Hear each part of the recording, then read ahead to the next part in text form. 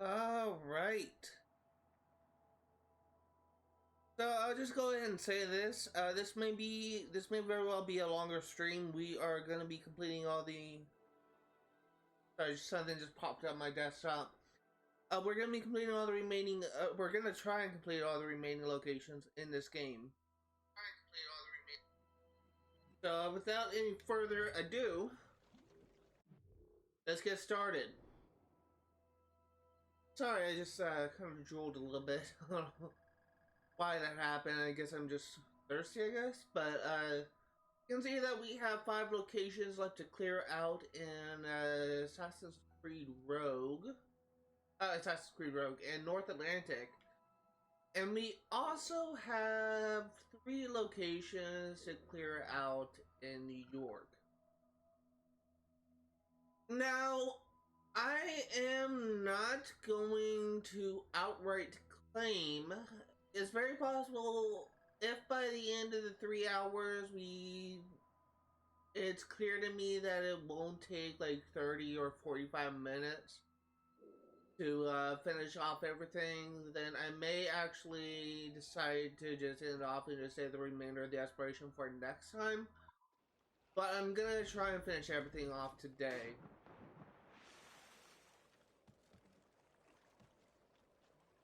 There's also something else that I noticed when I was I had myself pause. And just give me 1 second.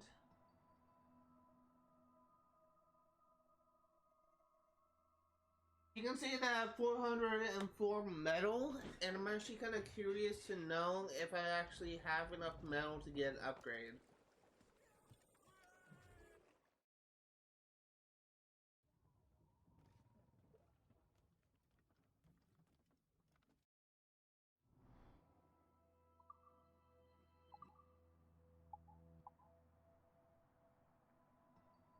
We actually can get both broadside cannon and, well, we can get one or the other, but we're actually going to hold off until we get a little bit more metal.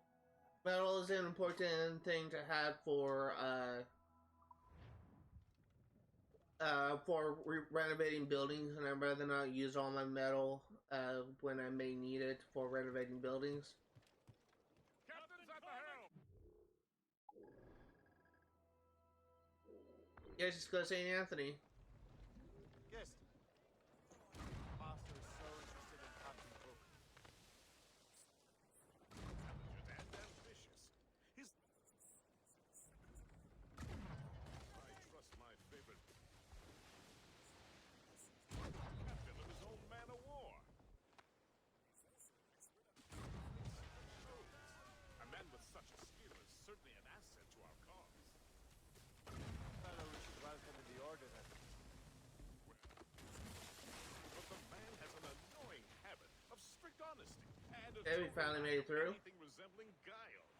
Makes it a little hard to keep secret business secret, especially when his mathematical brain is clever at cracking codes. Consider him an ally, but watch what you say around him. So I guess there's something that I will say. It is that there is an achievement for breaking apart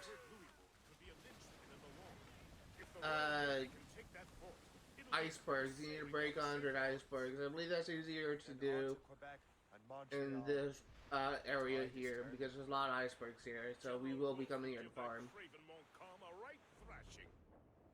I've been looking forward to that since Fort William Henry. With this bloody war over, we'll finally bring order to this damned continent. I really like the sails of this thing. Really cool looking sails. So there is one other thing that I will say. It is that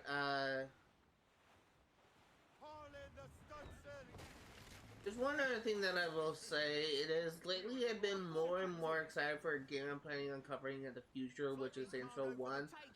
As of right now, Intro 1 is 3rd in line in my upcoming games queue.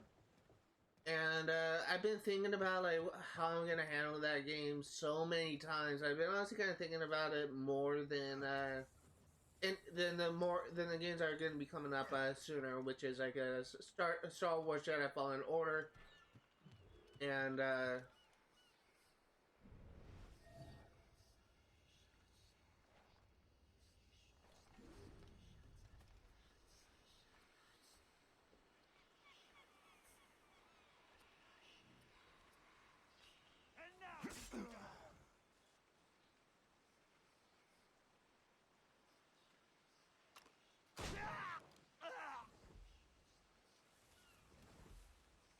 Star Wars Jedi Fallen Order and Assassin's Creed and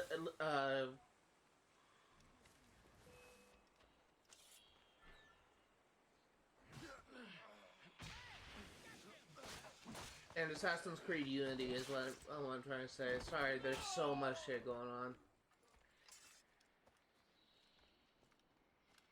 Death to you.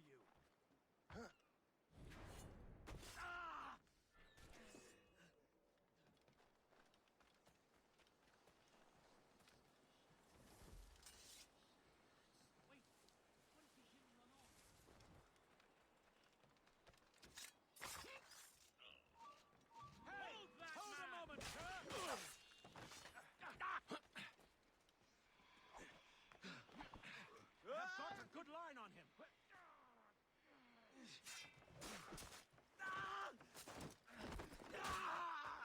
Come on. My sights. Don't get your hopes up. I'll keep up with you. Fleeing is futile. You're on our territory, bud. This is a really easy settlement to clear out.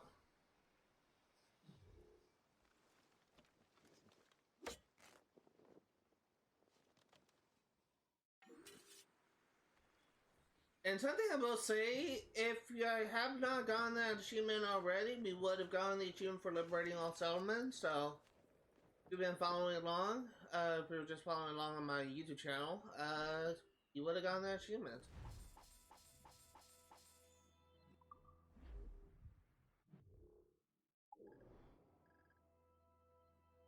We must do whatever we can to assist the people in making the area more... 8 of 8 settlements liberated.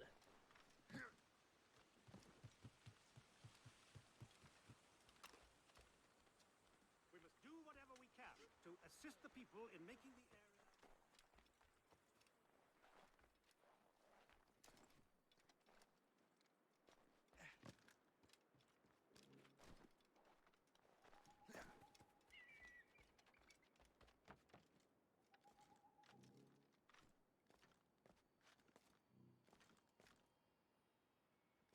Didn't even know there was an Assassin Interception.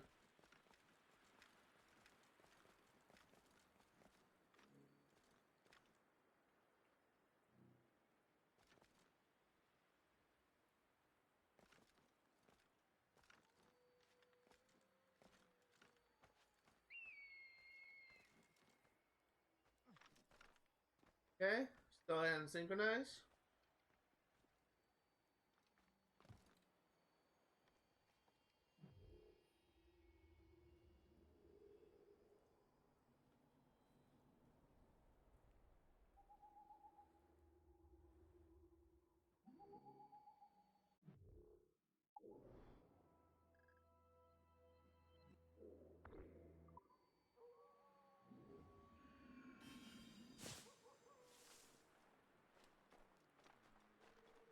Let's go.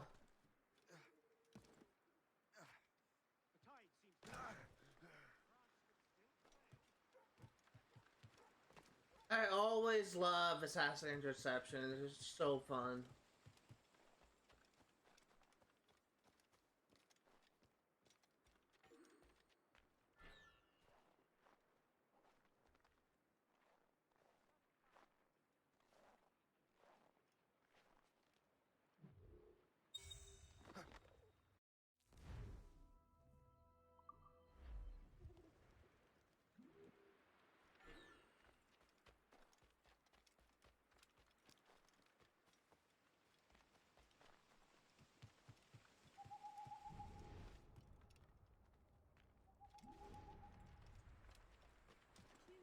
Okay, let's go ahead and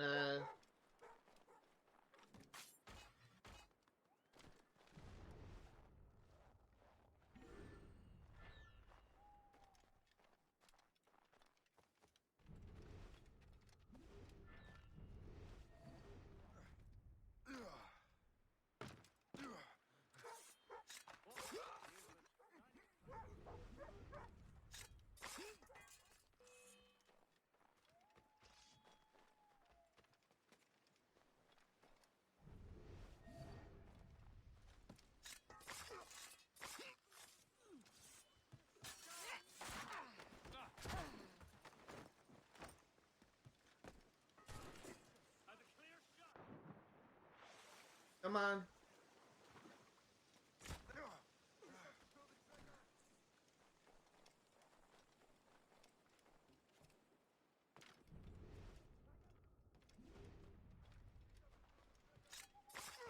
There we go. Assassin Interception done. You had your opportunity to live, and now I have to kill you all.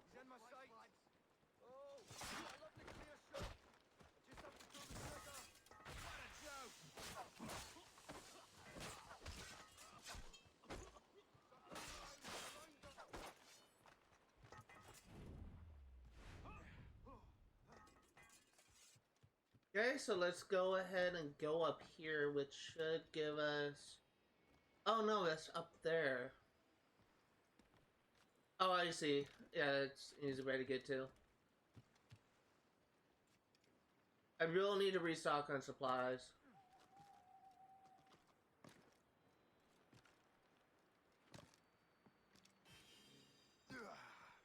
Go to Animus Fragments. Let's go ahead and... We're gonna kind of go a weird route. I was gonna go for that chest in north of the town, but we're gonna save that for last.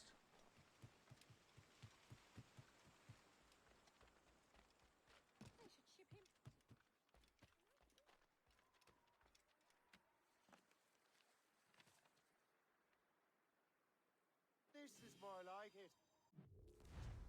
North Atlantic?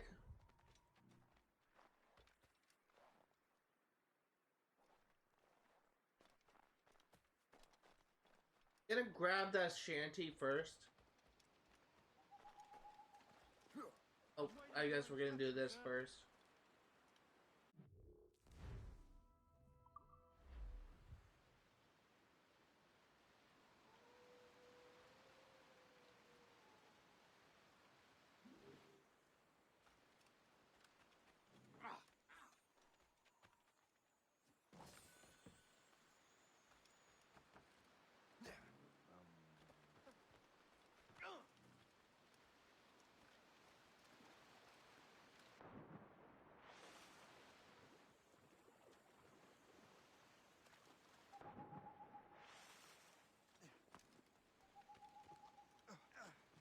I'm up.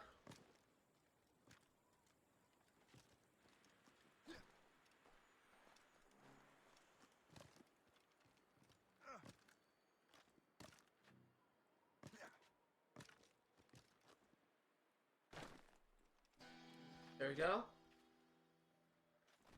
So which sea shanty, I can't talk. Which sea shanty is this? Either it didn't tell me or I missed it. Probably missed it.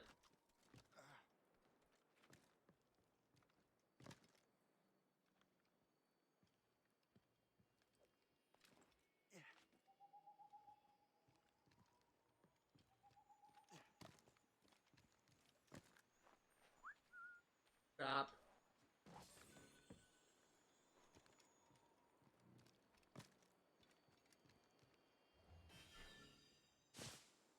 A new prosperity reward.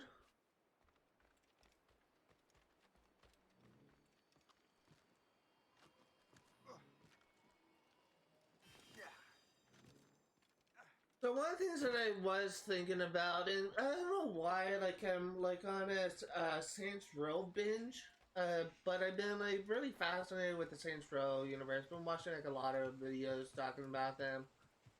In particular, I watched like a video reviewing, I guess you could say, Saints Row, the reboot. And I watched a video talking about the retrospective of the Saints Row series. And I was just been kind of like really fascinated. I've been really eager to like play the game again, but I'm gonna hold off until later, I guess, for me to do that. When you play the series, and the reason why I want to hold off is I want to eventually stream every game in the Saints Row series, and I haven't quite gone to that point yet.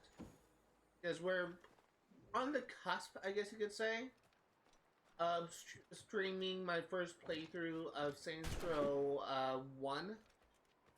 But I'm not willing to say that we are for sure going to be doing that like in the immediate future. It could be like a year or so before we do that. Because ideally, as of right now, Assassin's Creed Rogue will be the game that will likely be completed first of the series I'm working on. We are making some significant progress on Sims 3, and I do kind of feel like that we're nearing the tail end of Saints Row, Stardew Valley. But I'm not willing to say that we are nearing the end of both playthroughs. We still have a lot of work to do. But that being said, I have been thinking about like how I'm gonna handle those some of the series I'm covering in the future, like Saints Row 1 and Assassin's Creed Unity, and there's some problems I feel like I may encounter with those two games, but I'm really excited to get started on playing those games because Assassin's Creed Unity and Saints Row 1 are games that I started but never finished. And, well, I guess that's the same for, like, almost every single game I do on this channel. But, I'm more excited to be able to play those two games than I am to play the games I'm covering now. And I feel like that's kind of, like, an interesting opinion. And I guess it's mainly because I've been hearing a lot of good about those two games, but I never invested enough time to actually be able to see or understand, I think, people's opinions for that. Like, an example is a lot of people kind of consider Assassin's Creed Unity to be one of the best in the series. But I have such a limited and sort of like biased opinion of that game where I was not playing that game as you likely should, and I felt like I ruined my character Arno because I put points into skills that ended up giving me a little bit of trouble. But admittedly, I found out recently that I may have given up too soon.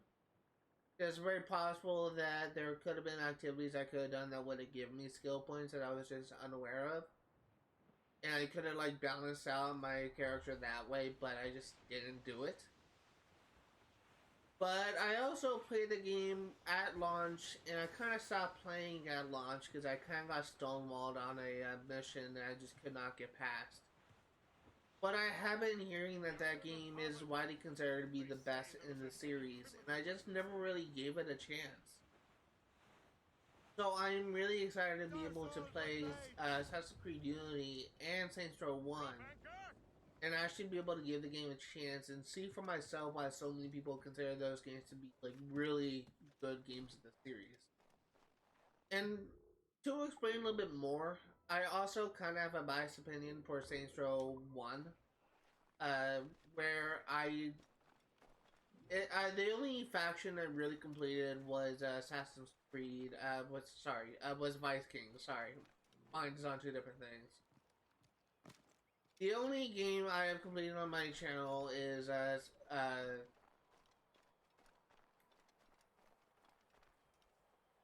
the only faction I completed on my channel is the Viking. And I honestly do feel like that if I were to give it more of a chance, then I may find myself enjoying it more.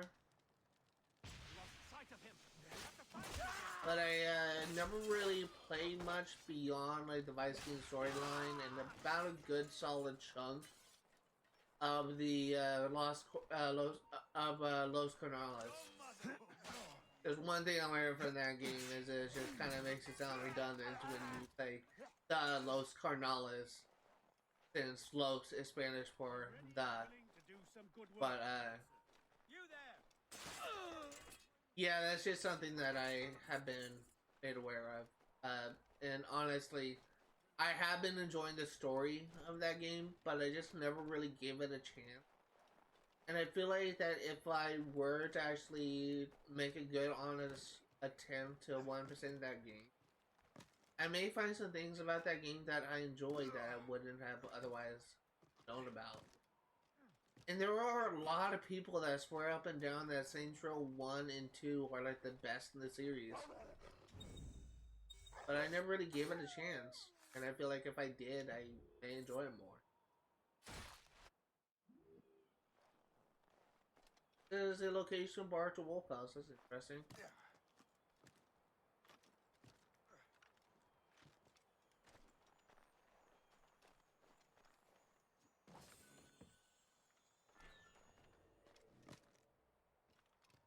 It's actually an easier location to farm than in the other location where we found Arctic Wolves.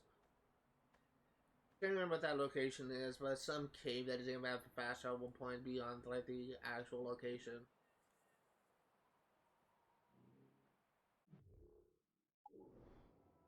Two wolves. Arctic Fox and Arctic Wolf. I'm actually legitimately curious.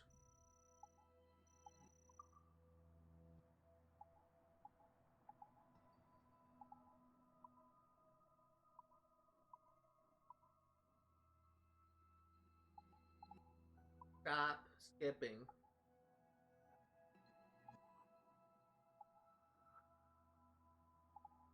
Stop skipping.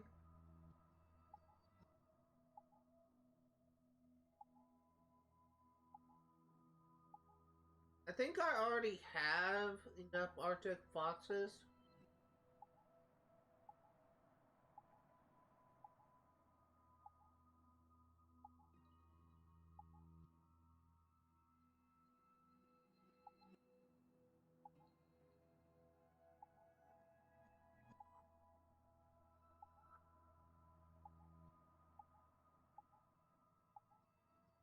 Yeah, we're done with Arctic Foxes.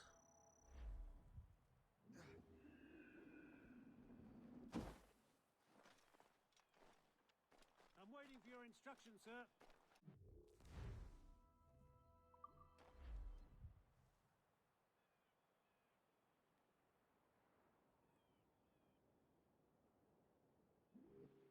There's one thing that I do have a problem with that I don't. I realize that I noticed that a lot of people also had a problem with Saints Row 1.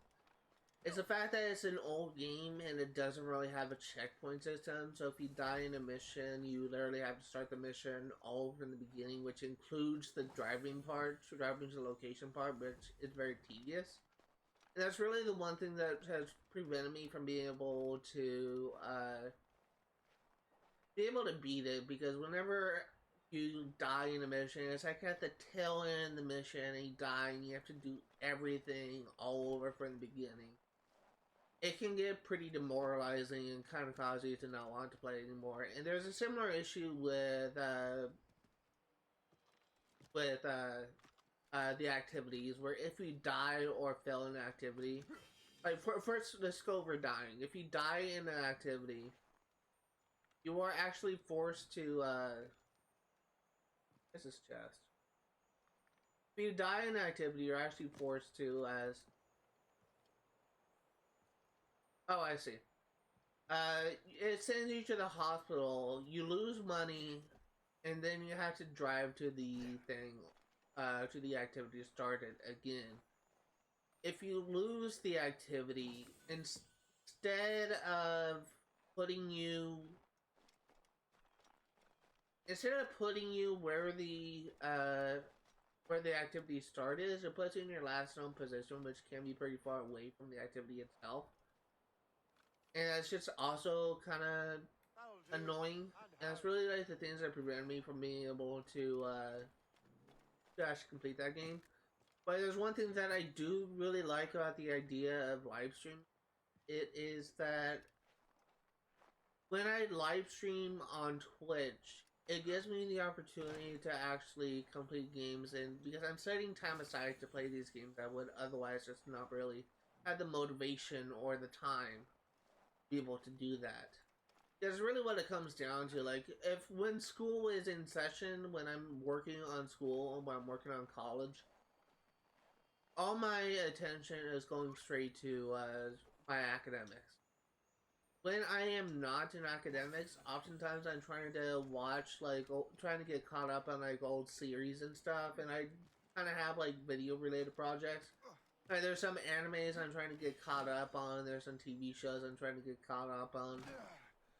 And I do kind of have, like, sort of, like, media-related projects as well, which just sounds kind of stupid, but as someone that literally takes forever to finish, like, a series, like, it took me until, like, season 2 or season 3 of Better Call Saul for me to finish, Breaking Bad season 5 when it's been out for, like, years.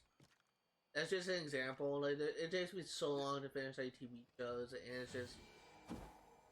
I literally had to force myself to sit down and watch it, and oftentimes I'll just read the description, and if I don't like what it says, it just can kind of force me to not actually want to play it, so to not actually watch it, and that's just really kind of sucks too. So I think that's actually it. 591,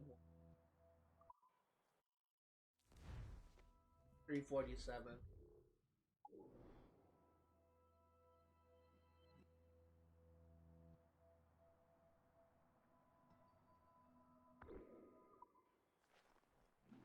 And it's just not to say that,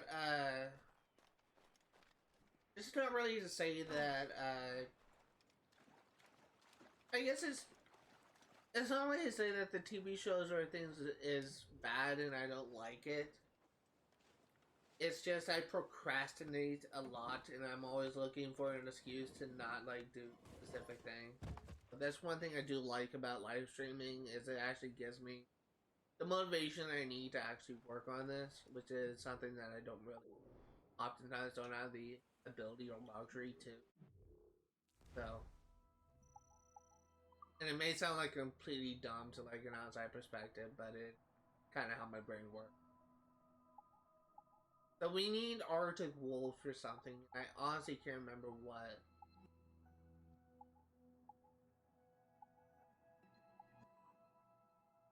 So we need one Arctic Wolf.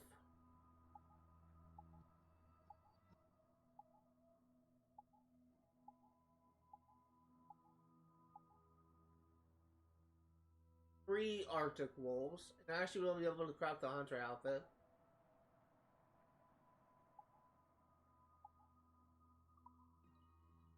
Yeah, well, that's pretty easy. Just need to kill 3 Arctic Wolves. And because they're predators, they have set spawns.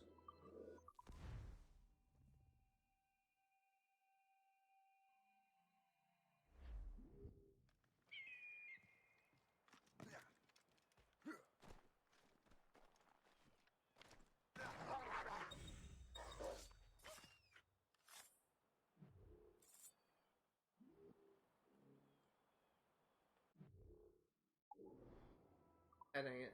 It's hold, not press.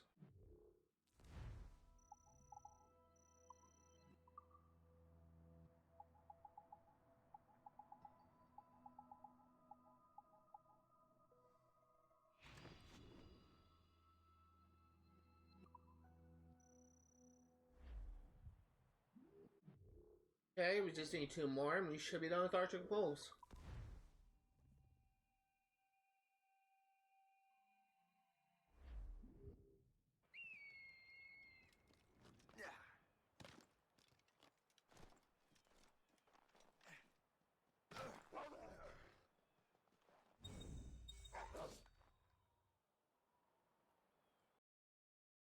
That's a nice crash.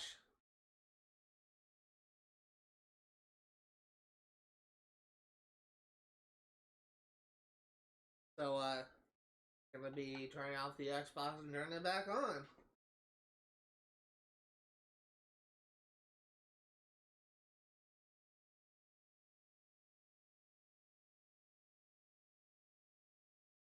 If it happens again, then I know that it's probably an issue with my Xbox, but hopefully it won't. Hopefully it's a one-off thing. It has been running for an hour at this point. It's just been running for an hour and a half, so it could just be it just got too hot, which is not a big deal. But it could also be the game itself.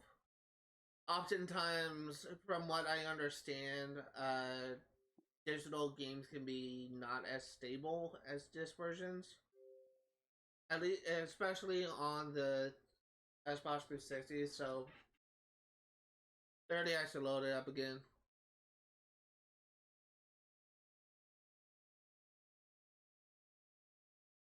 And I guess like disc versions also have issues as well, but it's usually if your disc is not working properly, it's usually because either the disc is dirty or it's scratched up and it needs to be fixed, or the data itself is damaged and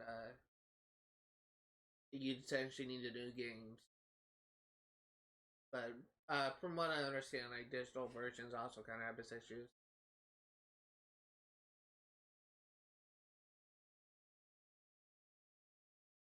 But honestly, I haven't really had much of an issue with digital versions on the Xbox Series X. I still encounter crashes, but it's just not as often. I guess it's just because I'm playing on a 360, so it's not as stable as the Series X, but anytime you want to load game.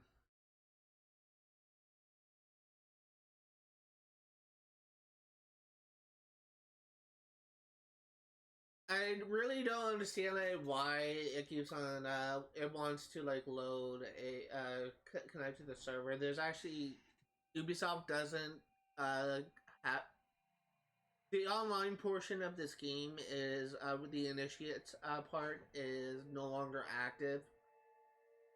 And you can't even connect to the Ubisoft Club or Ubisoft Connect with this game, so it's not like, oh, it's not like you're able to connect to the Ubisoft server. The Ubisoft servers for this game closed.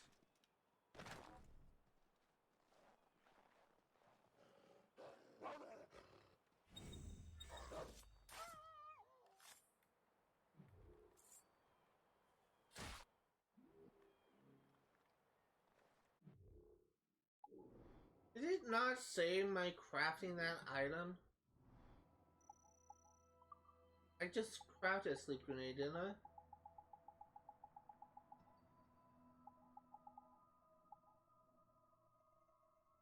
Oh. Okay. Sure.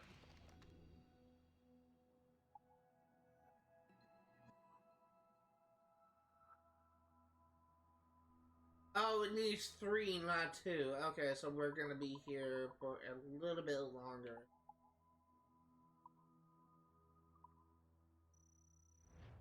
Okay, so let's fast travel. We're just gonna do this 2 more times.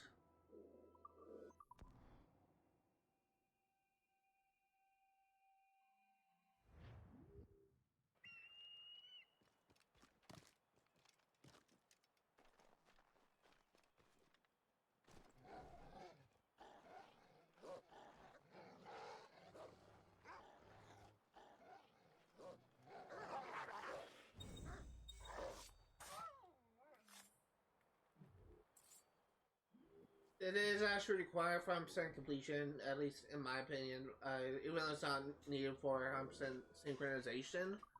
As far as I understand, I do kind of consider crafting every single upgrade to be required for 100% completion. So, just need to do it one more time, and we should have this crafting item. And this should be the last time we need to hunt wolves, archer wolves.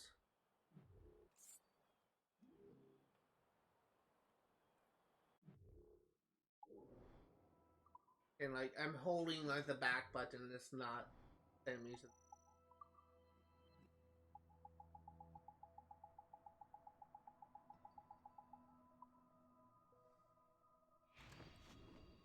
Okay. Maybe the last thing we need Archer Wolves for. Just go ahead and go back to our ship and we'll head to the next location.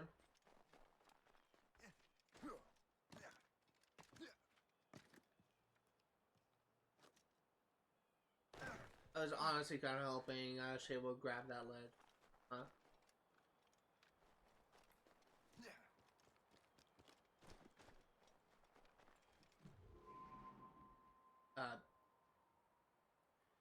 I'm stuck. Thank you. I don't know why that popped up. That was weird.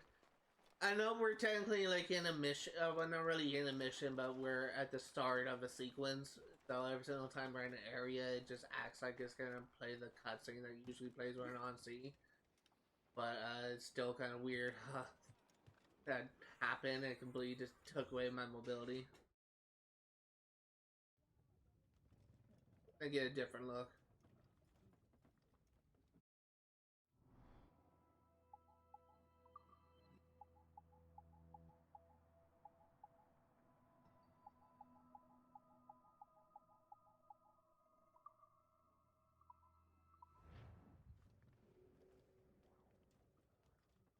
There's still a couple outfits we need to buy from the trader, but we'll worry about that later.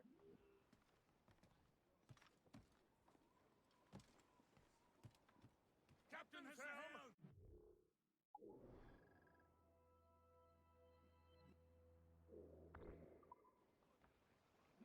Guest, do you know why the Grand Master is so interested in Captain Cook? Well, sir, he's very intelligent and ambitious. His knowledge of seamanship is second to none. And if I trust my favorite barmaid in Halifax, he also just became captain of his own man-of-war. He's Oh, also an expert not what I wanted to do. These spyglass button again? Certainly an asset to our cause. The kind of fellow we should welcome in the Order, then. I forgot what button uses spyglass. But the man has an annoying habit of strict honesty and a total lack of anything resembling guile. Makes it a little hard to keep Here it is. business secret, especially when his mathematical brain is clever at cracking codes. Consider him an ally, but watch what you say around him. It's up on the Duly D-pad. noted.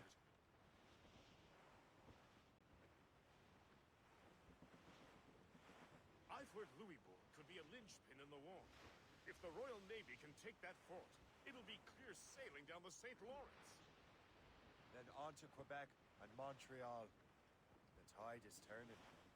So once General again, Wolfe will give that craven Montcalm a right thrashing. I've been looking forward to that since Fort William Henry. even though we have heard that cutscene so many times, I'm always reluctant to talk during cutscenes because I just kind of feel like, number one, I do kind of feel like that the dialogue can drown out my voice, but number two, maybe people that may be tuning in for the first time that will be hearing that dialogue for the first time, so just like to let it play out every now and then. But if I'm like in the middle of a conversation, like in the middle of like a rant or something, I may just forget and just talk over it. It happened in the past.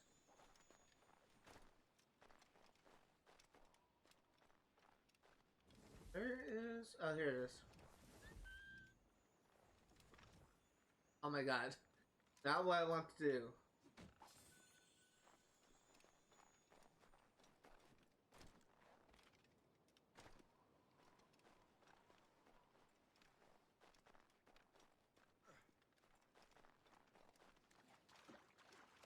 I think we may have enough. I know we have enough to get like the brass icon and the whole upgrades, but if we are at 450 metal, I think that I would be willing to just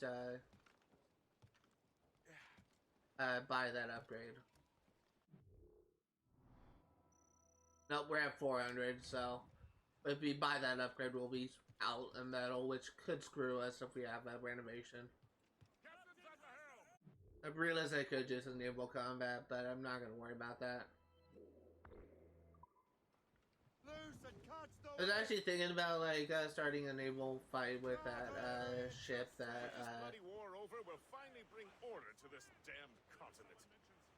I fear would take more than that, friend. That was interesting. I didn't know they would continue the conversation after I left, but there was a ship that I was kind of considering to attack and loot, but there are so many manwars. You can see like 2 like in this area here. I don't want to get caught up in a fight with a brig and then have one of those big bastards come up and just attack me. Lewisporte ahead. So A fortified outpost. This wind carries a Could be mortal worth chill. investigating.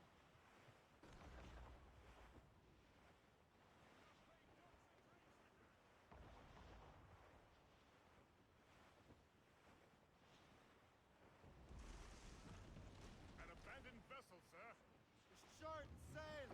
Get off the squall! Anchor away!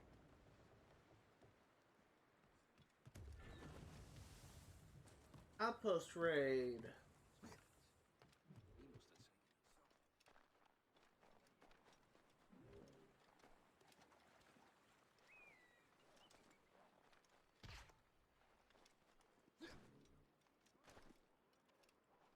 Hey, a minute. Oh, it's up there.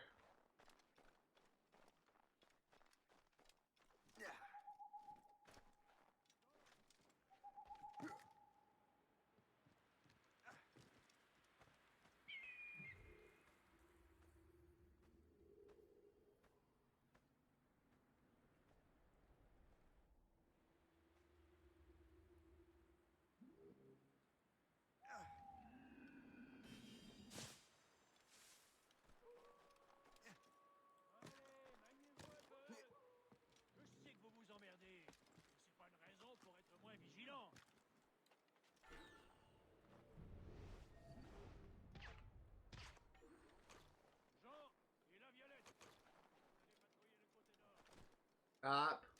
Okay.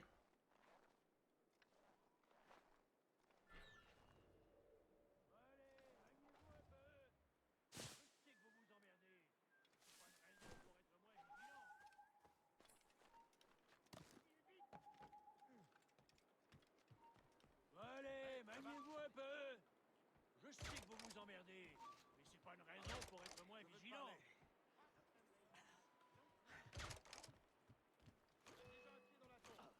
Allez, maniez-vous un peu. Je sais que vous vous emmerdez, mais c'est pas une raison pour être moins vigilant. Je l'ai visé. Allez, maniez-vous un peu.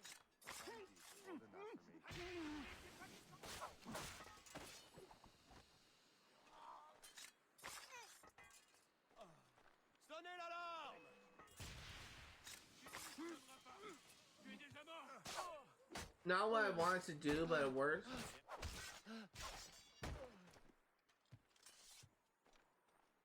I had like the world's worst aim. It should probably help if I sabotage this.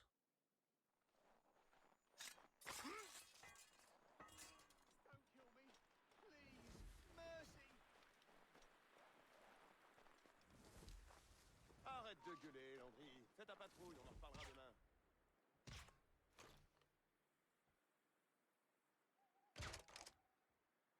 Ça marche. Va rejoindre Tremblay. Réveille-le s'il dort encore. Je crois que je peux l'atteindre. Je l'ai en visée. Le fait. Marcelin est en train de dégueuler. Vole sa patrouille. Je crois que je peux l'atteindre. Je peux l'abattre. T'es aligné, chien. Arrête de gueuler, Landry. Fais ta patrouille, on en reparlera demain. Je crois que je peux l'atteindre. Mais t'es complètement ma boule. Arrête immédiatement. Allez, sonnez l'alarme. Plus vite que ça. You're holding the thing I need the most right now. Il est temps d'en finir. Sur lui. The guard has no... I did not know there was a bell there. That may have been like a stupid thing to do, but oh well. It worked. Also, I was not meaning to like shoot a berserk dart at point blank. I thought I had smoke bombs, so that was kind of a mistake.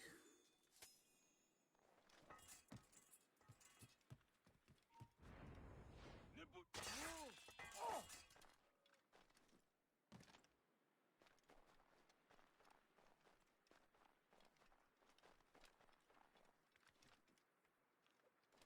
stop.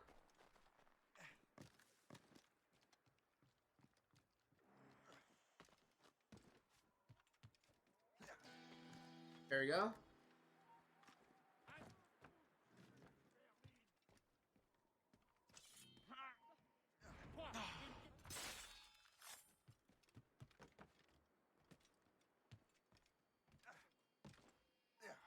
On ne bouge pas. Arrête-toi. Dans la tombe. Come on, attack me.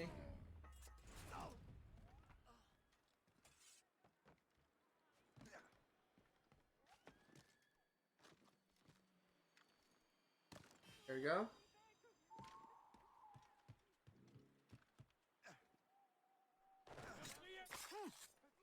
Grab this chest, which looks like it is up there.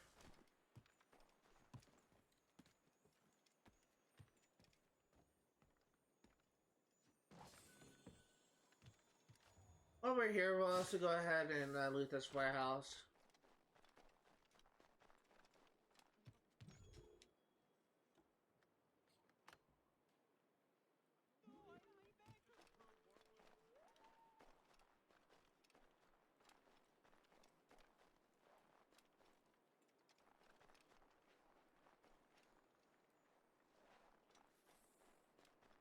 There is something I will say. It is,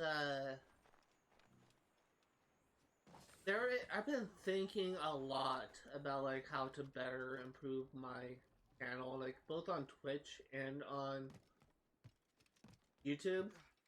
And there is, like, a lot of videos out there that just give, like, various advice for how to, like, do things. Like, there's people out there that say, oh, one thing you could do to, like, increase viewership, like, specifically for Twitch, is work on your titles. There is something that people say, oh, if you want to, like, increase your viewers, you should have, like, increase, like, the layout of your streams, or, like, edit the layout of your streams. There's so many advice out there that I feel like it doesn't really apply to me, simply because of the fact that I'm not like the typical streamer.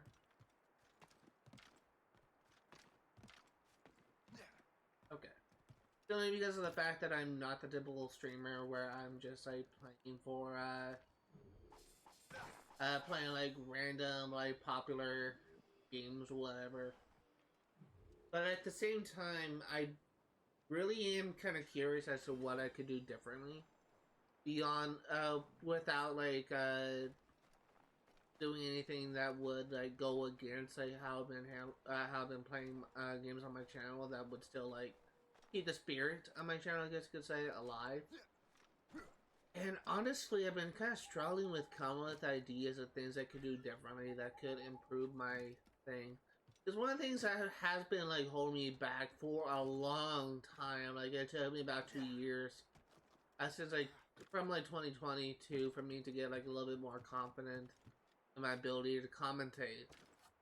But there is, and I have been like getting better at it, and I am more confident in being able to commentate. But there are still times when I do have moments of struggle, especially with games I'm playing where it just legitimately bores me. And there are some times when I'm playing like, say like Stardew Valley or Sim Street Pets. There's sometimes when I'm like kind of zoning out and I'm not really doing much because I'm just completely bored, I guess you could say, from playing the game. And there are moments like that where I do kind of feel like my commentary just kind of goes out. And I have been trying to work on providing like interesting commentary. One of the things I have been learning to do is to talk, even to provide commentary, even if I'm not really sure what to talk about. Just talk about anything that could gain the viewers' attention. And I feel like that has been very helpful in some extent, because I do kind of feel like that just me talking, even if there's really nothing that comes to mind of what I could talk about, just talking about anything, I feel like that has been improving my commentary, where it's not like I'm not talking for like 5 minutes straight, like how I was when I first started. To like give like an example of like how things was like when I started streaming. It's really stupid, but when I first started streaming, I literally did not even talk at all in stream until I saw that someone was watching, which is a really bad thing to do as a streamer, and I really advise against doing that kind of stuff. Especially if you're considering using your VODs as for YouTube purposes, which I ended up started doing like at the end of 2020, beginning of 2021. It's just generally like kind of a bad idea to just only talk when you notice people are watching, which is something that I do kind of feel like that which is something that I did do when I first started streaming. That's one of the reasons why I'm, people have actually asked me on YouTube, oh, are you gonna stream Assassin's Creed Brotherhood? Are you gonna stream this game? Whatever. And, I will be covering every single Assassin's Creed game on my channel eventually, and I am planning on redoing my Assassin's Creed Brotherhood. I'm gonna be doing Assassin's Creed 2 and Assassin's Creed 1 eventually for YouTube purposes. But at this point, I'm not really gonna be focusing on. I'm not gonna be focusing on doing those games right now because I literally have every single achievement I can get for that game. But it doesn't mean that I won't be covering it in the future. I have plans of doing nostalgia streams to cover the games I covered in the past, or the cover games that I have already 100%ed, and got all the achievements on. Could just go over and provide walkthroughs for getting all the achievements for those games that I've already gotten all achievements for. Kind of roundabout way of saying that. But there are ideas that I have for like how to improve my thing, but at this point, I feel like my commentary is good. I feel like my gameplay, there's always something going on in my gameplay. It's not like I'm just walking around aimlessly for like 10 minutes. Normally that doesn't happen. Usually I'm very objective when I'm playing games. I usually just go from one thing to the next, and usually I have a plan with what I want to accomplish in each stream. With it, it's kind of a slight exception to Stardew Valley, because there's a lot of days where it's just setup, I guess you could say.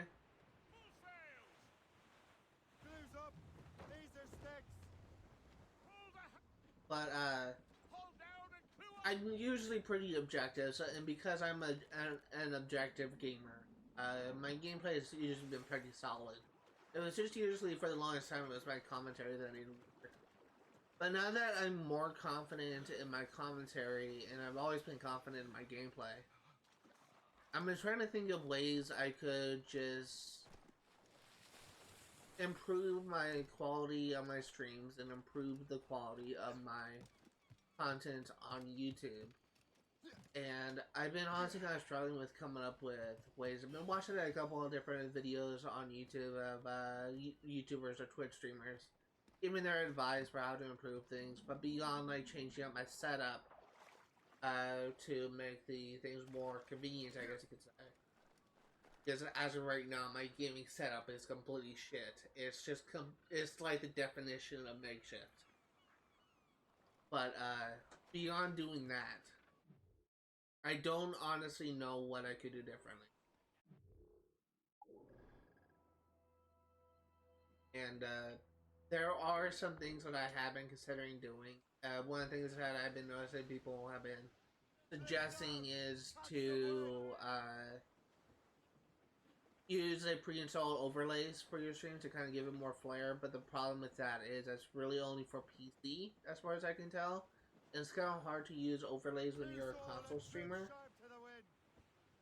So overlays, as far as I am currently aware, is kind of out of the question for what I can do. But I'm still looking at other things I could do to try to improve my thing. Because I have been noticing, and this is something I've been noticing for years, that I've noticed people have kind of dropped in and just kind of watch for like a couple minutes and then leave. And it always is something I also touched on, where I'm just kind of, I guess, like insecure whenever I see people join in just soon after, it kind of makes me wonder if it's something that I did. And usually I can kind of like say, oh, well, there was a time when I wasn't talking for a certain period of time because I was focusing on combat, or I was focusing on a boss, or I was focusing on a puzzle. And I've been kind of making excuses for as to why someone would leave, but at some points I do kind of consider if it's the experience that people have been thinking, or people have been people have been having, that is just kind of not really a good experience, is what I'm trying to say. And there is some things that I have been kind of considering doing. One of the things is I have been considering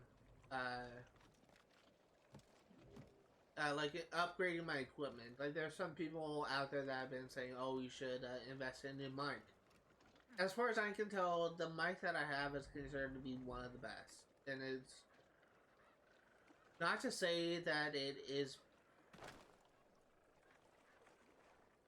the best, but I have been reading that in regards to quality, it is one of the best.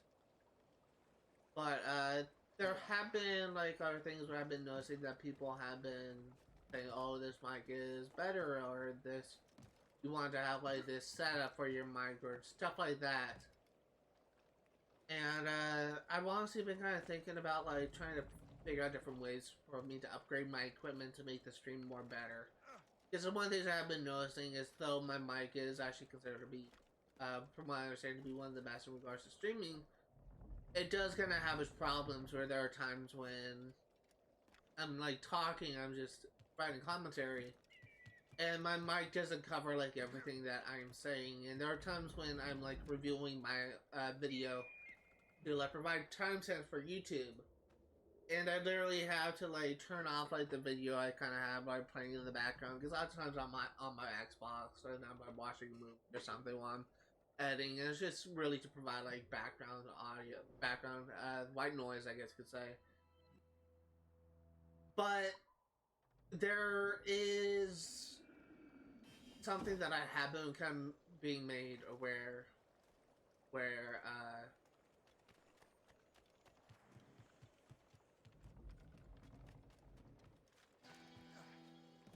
there has been something where I've been kind of made aware where my mic is not nearly as good as I have been,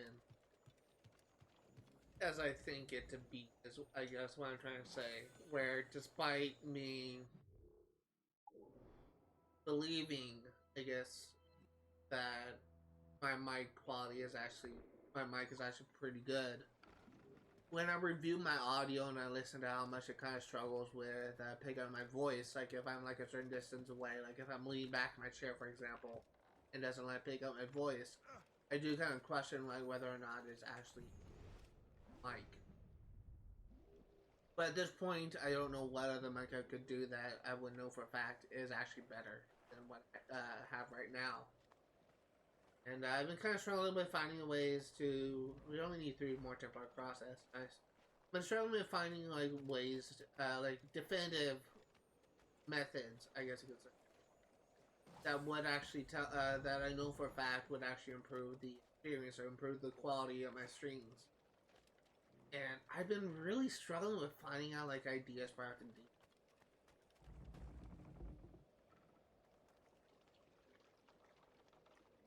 How was that?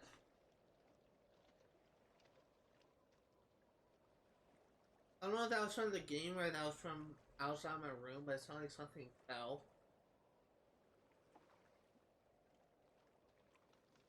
That's weird. But like, what I'm trying to say is, I've been considering for a while things I could do that could improve the overall experience of my game. But at this point, I am kind of unsure about what it is I can actually do. And it's just something that I have been like conflicted about. Because I would love to be able to, something I always say, and something that I will continue to say, is I'm the type of person where I value quality over quantity. Where if I'm unable to stream for the full 2 hours, full 3 hours, I guess I could say,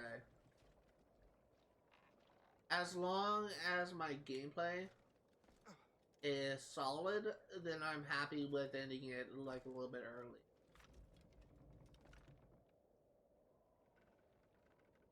That's not gonna work.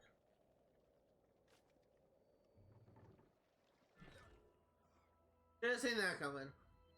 But there are times when I literally think, oh, well, this is actually problematic. What I have set up doesn't actually work, or my audio isn't made exactly clear, and people, like my gameplay audio is made not exactly clear, but my commentary is not being heard that well. There could be something wrong with my equipment, or there could be something better I could do, I guess is what I'm trying to say. And I've been really, really struggling with how I can actually improve things.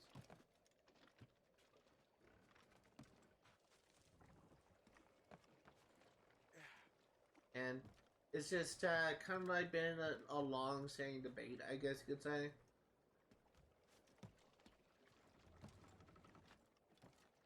But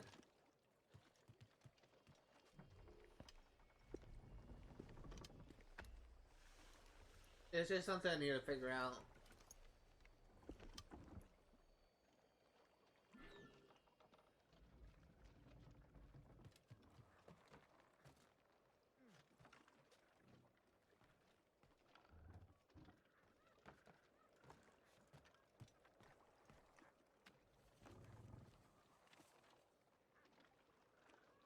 That'll do. And how?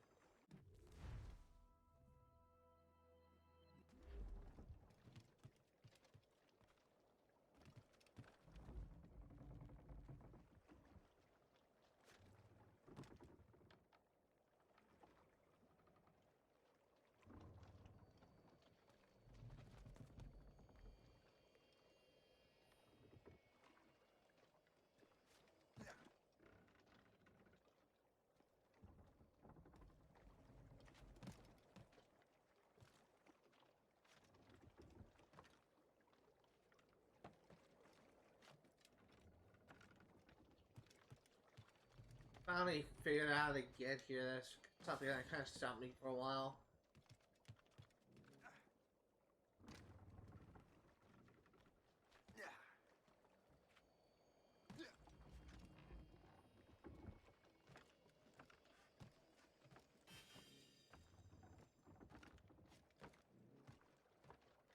Should be the last chest.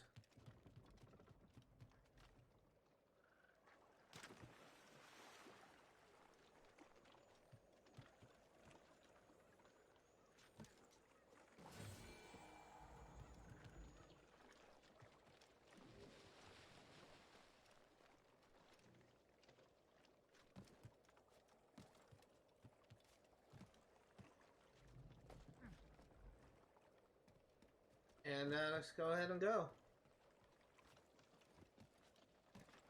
Should only have one, maybe a little more location.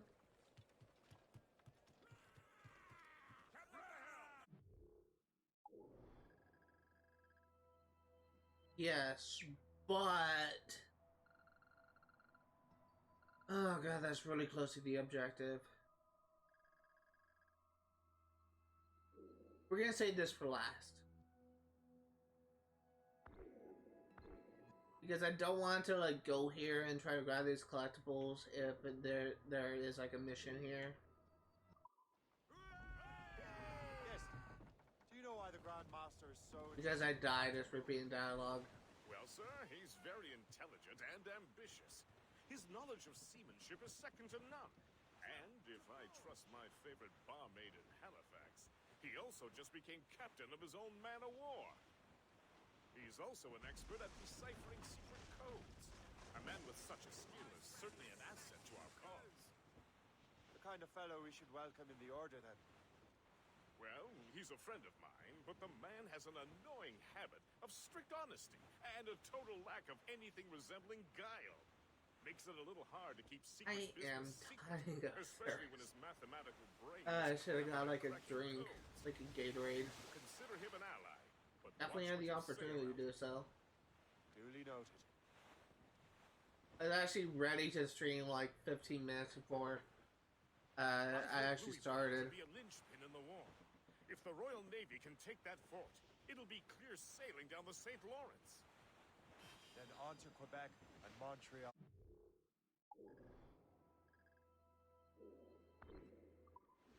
The tide is turning. General Wolfe will give that craven Montcalm a right thrashing. I've been looking forward to that since Fort William Henry. With this bloody war over, we'll finally bring order to this damned continent. I fear it would take more than that, friend. What did that Frenchman say? Oh god. See, when I'm leaning back in my chair like this, I'm always when I'm like I'm maybe like a foot away from the mic. Maybe more, maybe less.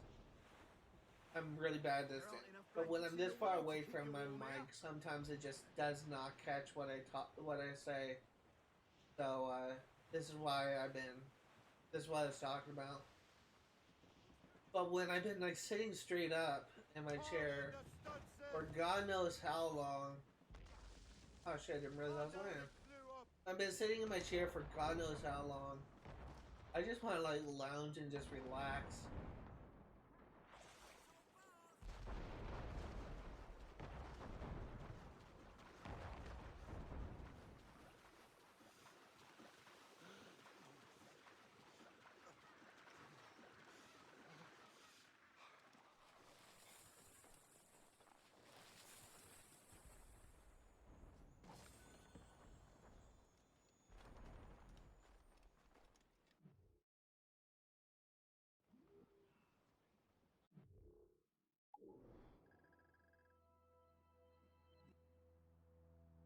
Something that I will say, we will be saving. At the end of this sequence, we're going to be going around getting all the crafting we need done, and we're also going to be focusing on our attention on fully upgrading the Morgan. So have that to look forward to. Really going to be our goal for at the end of this sequence. As I have stated in the past, I want the last achievement I have left to do to be beating or 100% of the game, but to be sorry, I want the last video, the last thing to do is to beat the main mission, but I don't know if that's possible. I'm gonna try. And honestly, are we on sequence 4 or are we on sequence 5?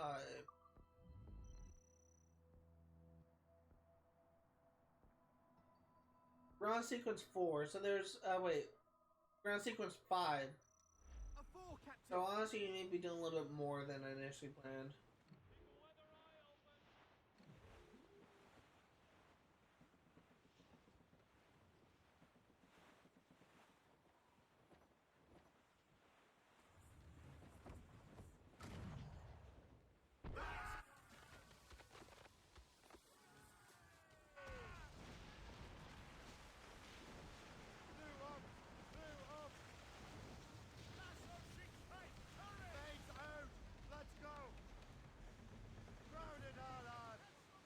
Really, that was on you.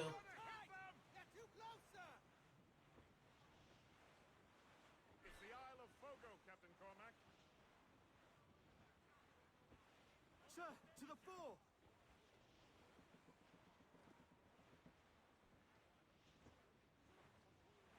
Reef the topsails and gallants! Anchor away!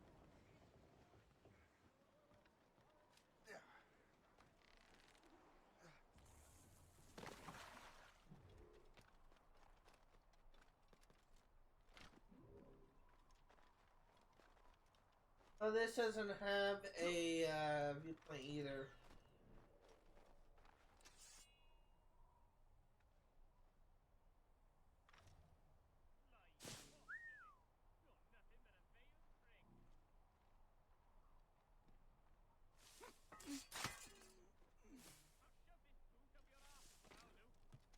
is not yet time to die!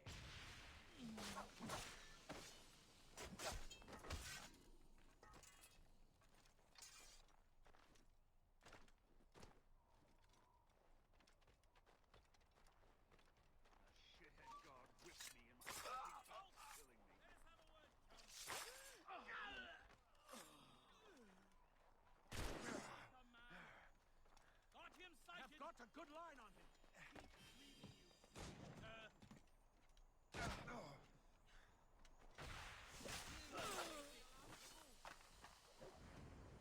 the crow flies, I see him. Come at me. I am ready for you.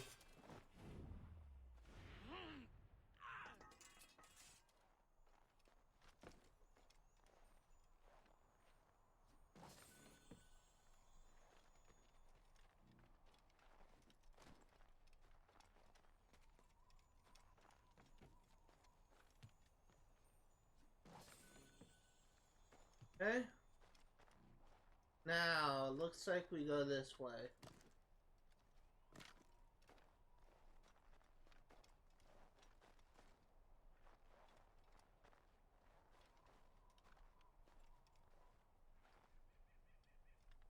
This is a really interesting location.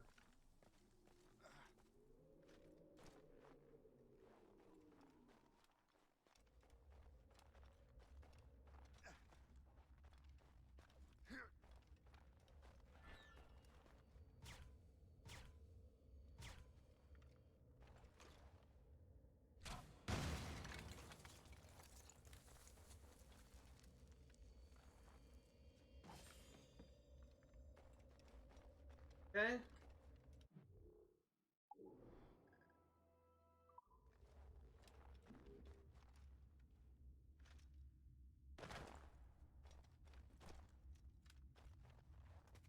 Looks like we may be encountering the last cave painting here, unless there's some hidden in New York.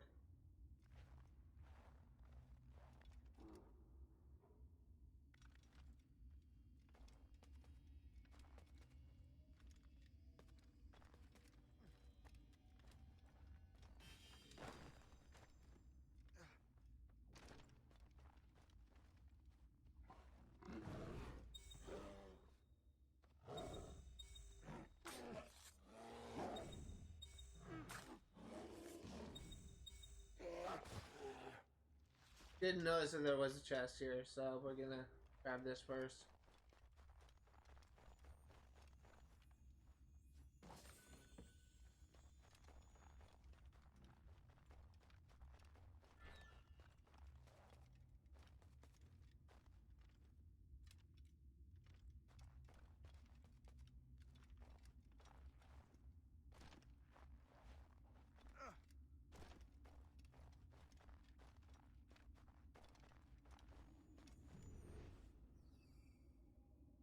Now, is this actually the last cave painting? It is, so we actually have something special for the database section of this stream, which is something I record after stream, actually.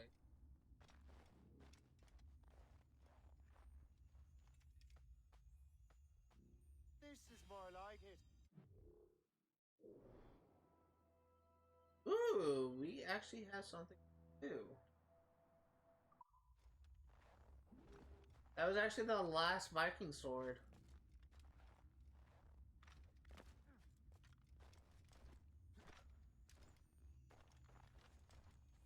Actually, I recently encountered some.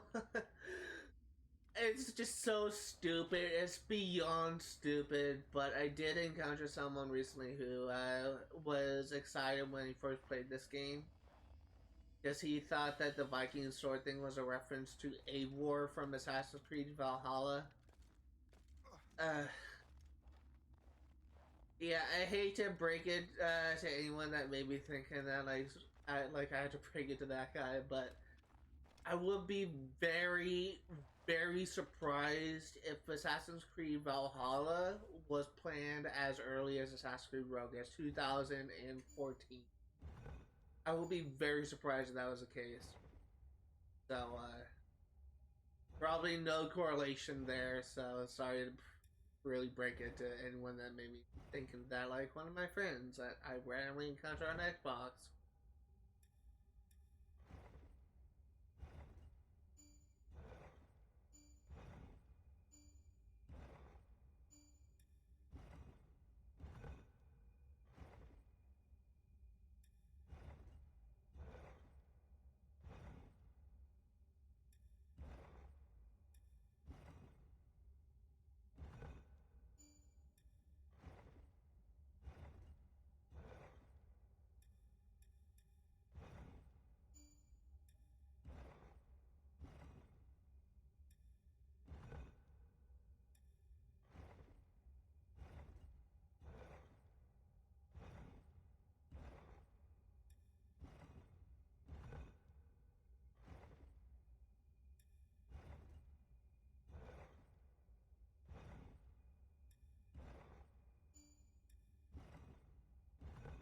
This is kind of a tricky one.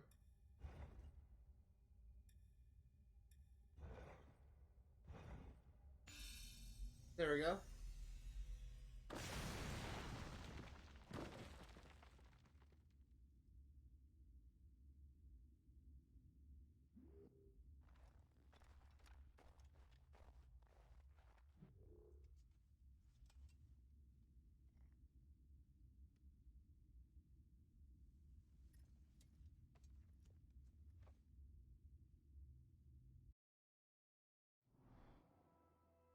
And we get another outfit ready.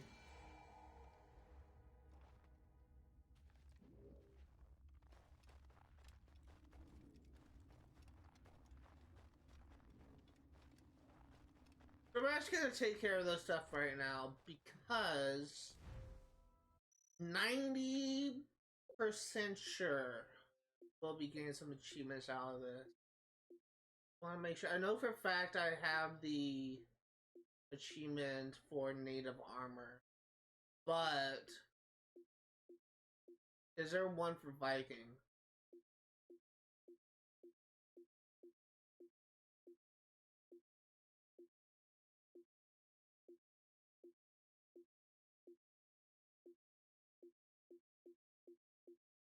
No, there is not, but we just still hit that regardless. It is actually, I believe, necessary for completion. Maybe wrong.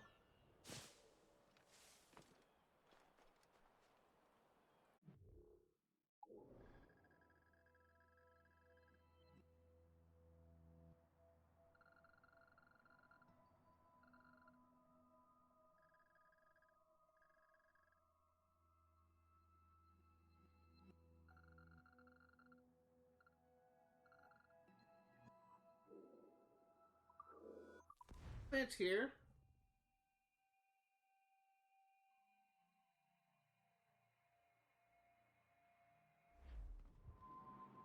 Guest, do you know why the Grand Master is so interested in Captain Cook?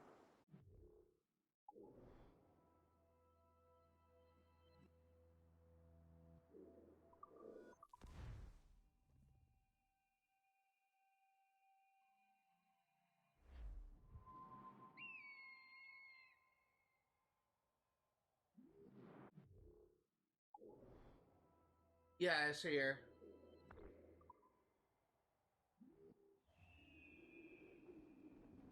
Was right in the geography.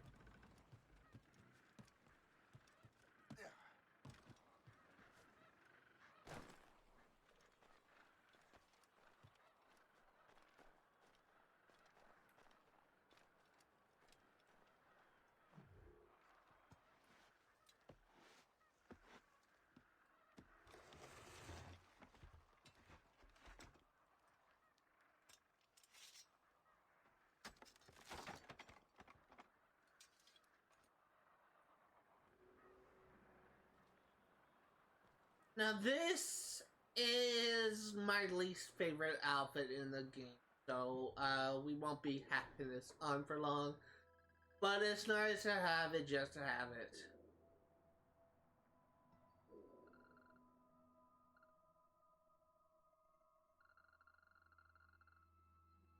It is just absolute dog shit.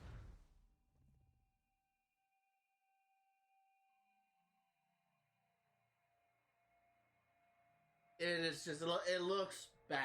It just looks bad, so.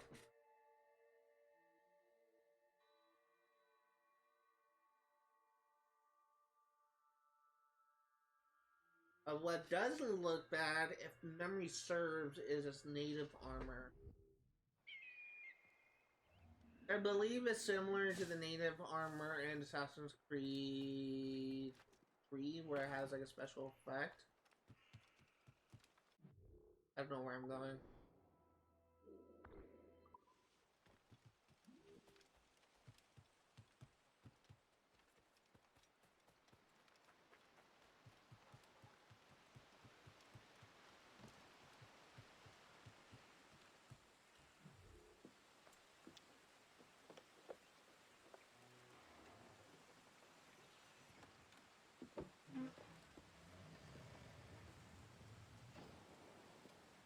And also visually, I'm pretty sure it's like one of the best looking outfits in the game. If you pick this up, you will also get an achievement, which I already have for getting native armor. I'll go ahead and show you which one it was, but...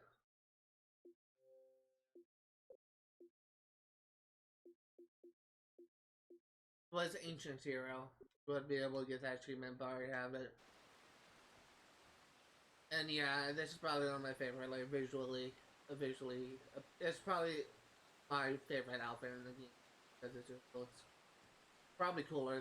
Actually, there is one outfit I like more than this, and that is the outfit you get for completing all the Assassin Interception missions. We actually may not, like, have this outfit for long. Let's go ahead and go back to North Atlantic, and there's actually something that I do want to do. We're going to do a couple things. First and foremost, we're going to grab these last two collectibles in this game, in this area, which should actually represent this area. But we also are going to be taking out like all of the buried treasure maps that we have for North Atlantic. So.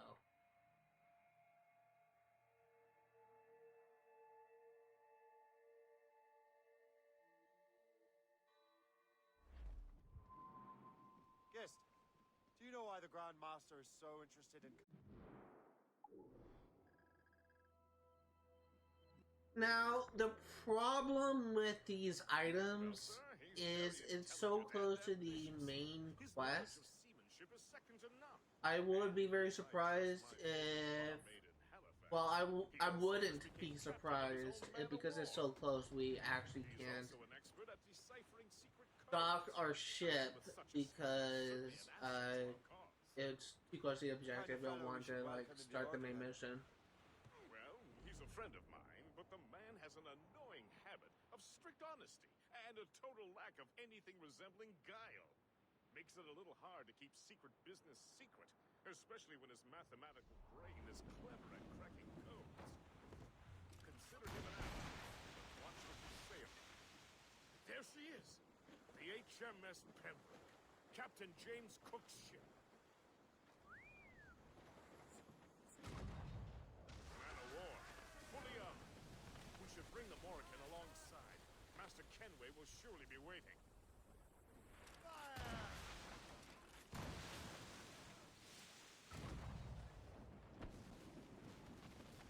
More sail! All sail! Full sail!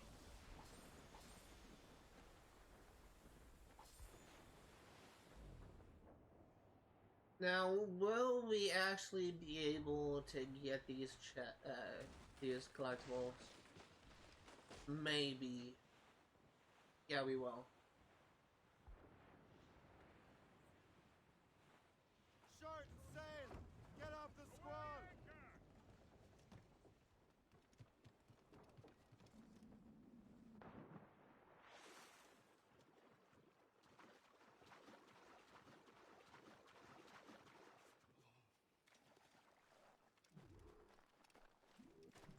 Dude.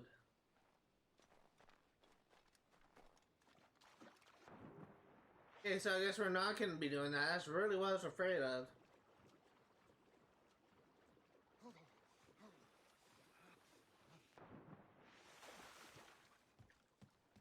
Okay, so we're gonna be saving that for later. Let's go ahead and pull out the map. North Atlantic 784 minus 480. 784.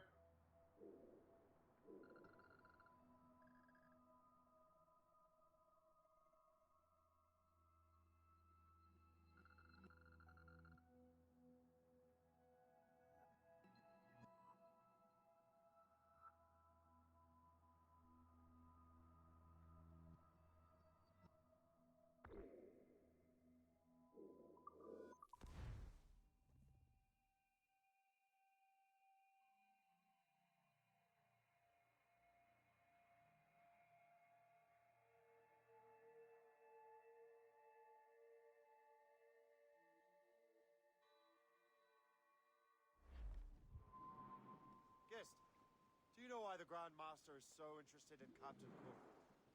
Well, sir, he's very intelligent and ambitious. His knowledge of seamanship is second to none.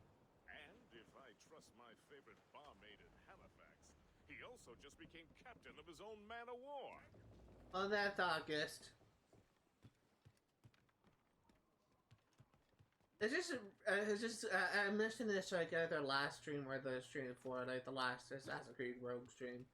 But I did recently find out there's some people that actually really hate Christopher Guest's voice because they kind of find it pretty grating. But honestly, I don't really see like the problem with it. I actually kind of think it sounds pretty cool. But that may be like a very controversial opinion to some.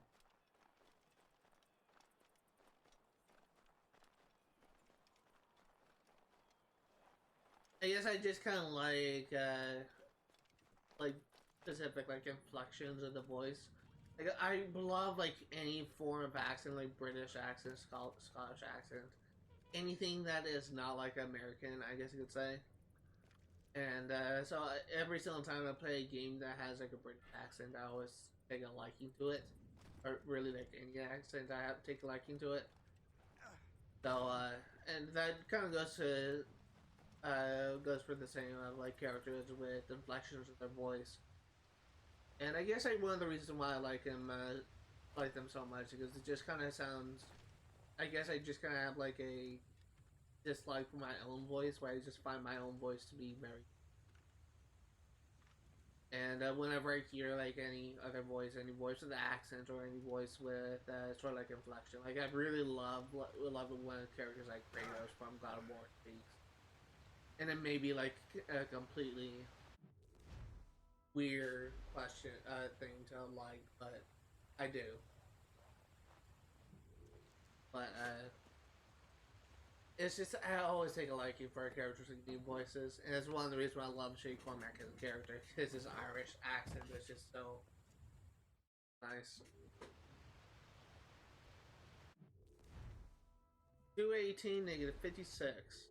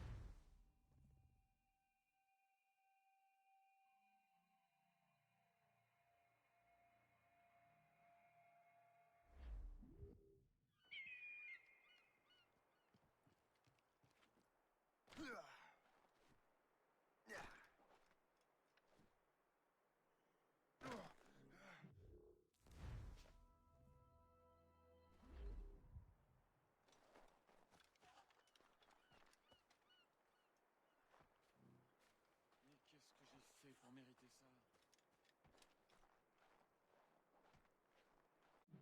Where is this?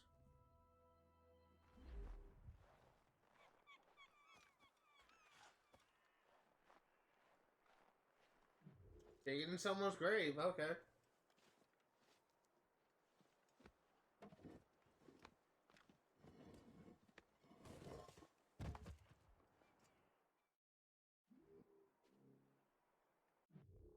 Okay, 6 more relics. 635, negative 446. 635, negative 48. And I already forgot. 635, negative 446. 635, negative 635.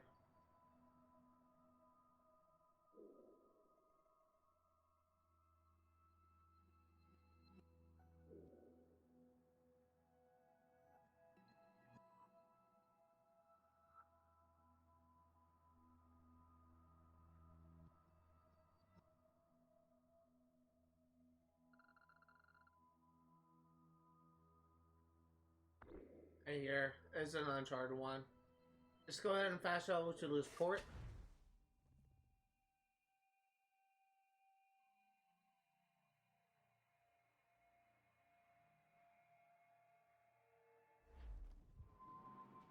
Guest, do you know why the Grand Master is so interested in Captain Cook? Well, sir, he's very intelligent and ambitious. His knowledge of seamanship is second to none. And if I trust my favorite barmaid in Halifax, he also just became captain of his own man-of-war. He's also an expert at deciphering secret codes. A man with such a skill is certainly an asset to our cause. The kind of fellow we should welcome in the Order, then. Well, he's a friend of mine, but the man has an annoying habit of strict honesty and a total lack of guile. Makes it a little hard to keep secret business secret, especially when his mathematical brain is clever at cracking codes. Consider him an ally, but watch what you say around him. Duly noted. Okay. I've heard Lewisporte could be a linchpin in the war. If the Royal Navy can take that fort, it'll be clear sailing down the St. Lawrence. Then on to Quebec and Montreal. The tide is turning. So let's see if we can find out where this chest is buried.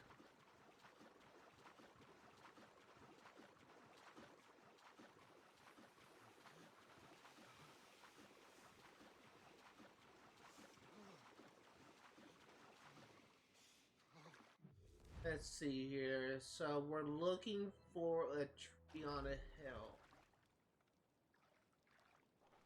That looks promising.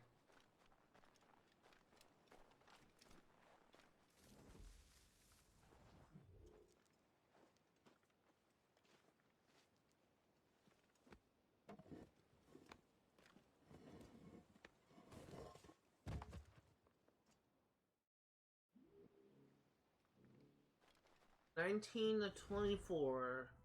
New York, North Atlantic, 134, negative 739. 134, negative 739. 134, negative 739.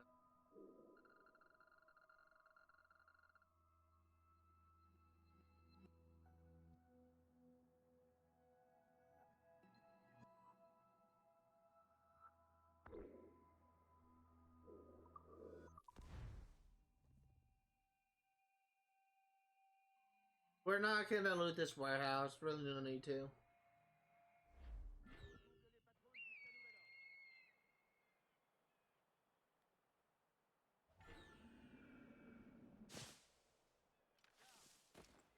Empêche jusqu'à ce qu'il se remette de sa blessure.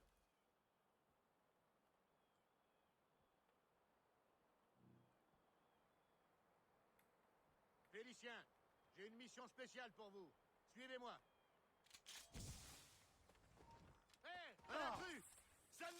You're holding the thing I need the most right now.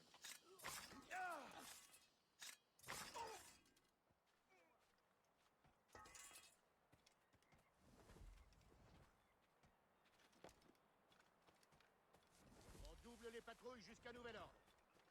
Jesus unlocks new possibilities. Okay.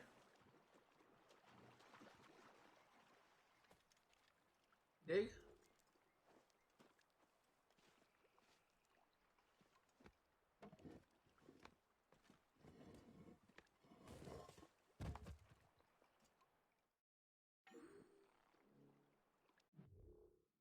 4 more.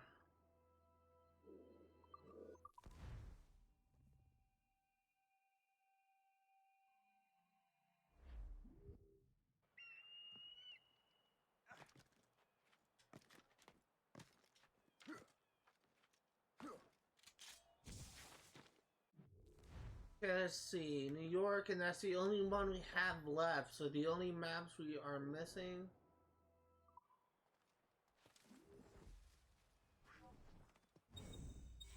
is from New York. So with that being said, let's actually go ahead and fast travel to New York, and we'll get to work on clearing out those areas. I do need to stop at a store and restock on supplies, so let's go ahead and go there. Go ahead and fast travel.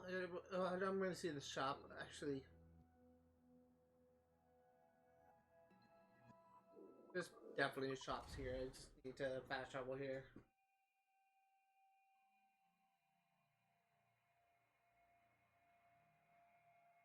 Get to work on finishing New York. And we should be getting an achievement for discovering all locations, so.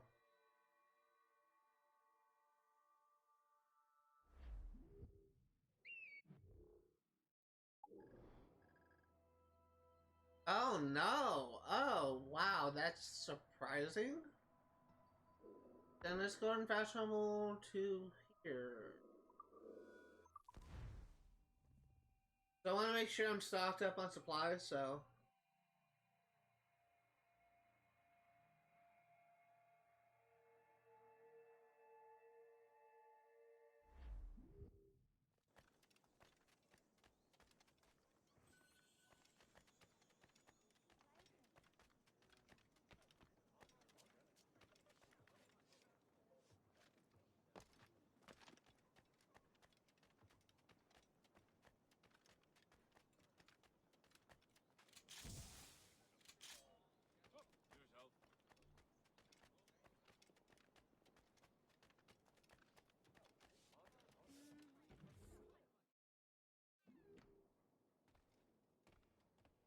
Be most welcome here, sir.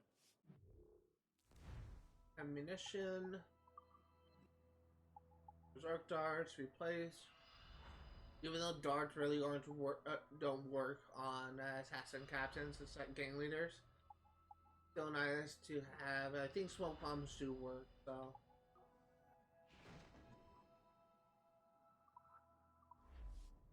Most excellent. The thing is with game leaders, what makes them difficult is actually trying to look up. So if you're just above them trying to get like an air assassination, unless they're directly below you, they actually have a pretty good chance of actually spotting you and actually ruin yourself if they do that. Because they're actually trained to look up most of the time. Like if they're, like say, if I'm on that roof over there, like above, like where my head is. If an assassin is a gang leader is walking down this path and I'm just up there looking, he will actually see me. But if he were to be going around this corner, like from right here, and go over here, he won't see me because it's outside of his view. So it's really kind of depends. But if you try and use like darts, like berserk darts or sleep darts, it won't work on them. But I think smoke bombs and grenades do work. I think if you use a berserk grenade or a sleep grenade, I think, quote, knock on, I think, keyword being think, that those work, but I may be completely wrong. A pistol is definitely a sure way to do that if we can get close enough to him where he can assassinate him. That's a good way.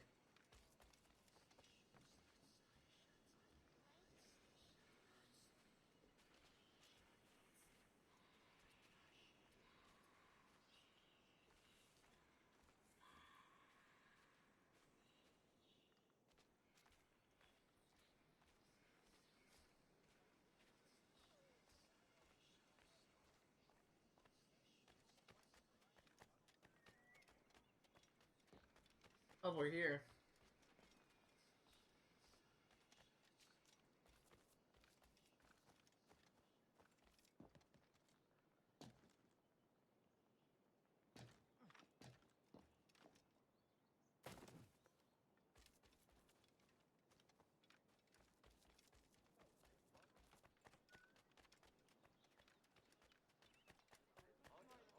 I'm wondering if like the design for New York is, I think it's actually changed a little bit from design in Assassin's Creed 3, but I wonder how much has been changed.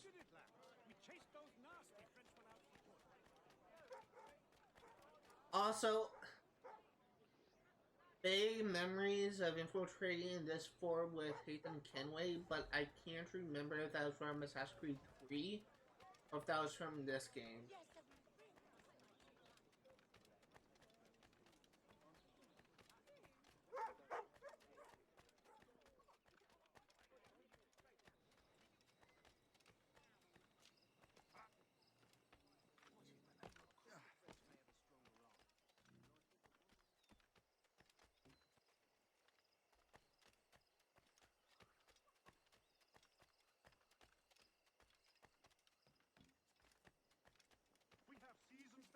Also, I'm reminded of a mission from the DLC of Assassin's Creed 3. I think it's part 3, where you attack King George.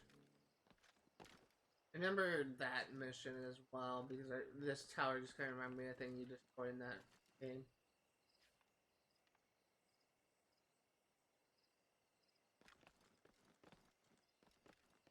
I honestly kind of consider the Tyranny of King Washington to actually be a pretty fun game. I mean, it's not like a traditional Assassin's Creed experience, but what it does have actually kind of makes it a little bit interesting.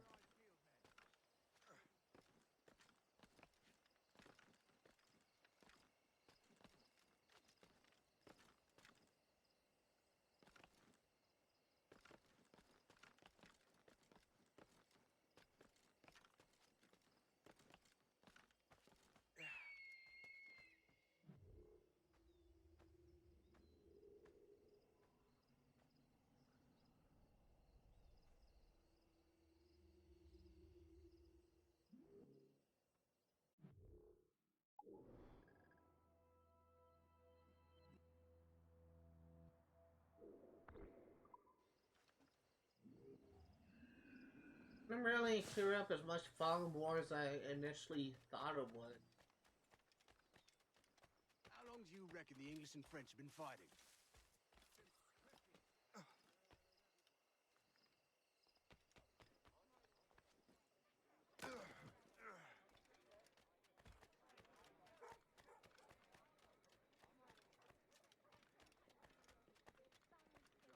Ohio country.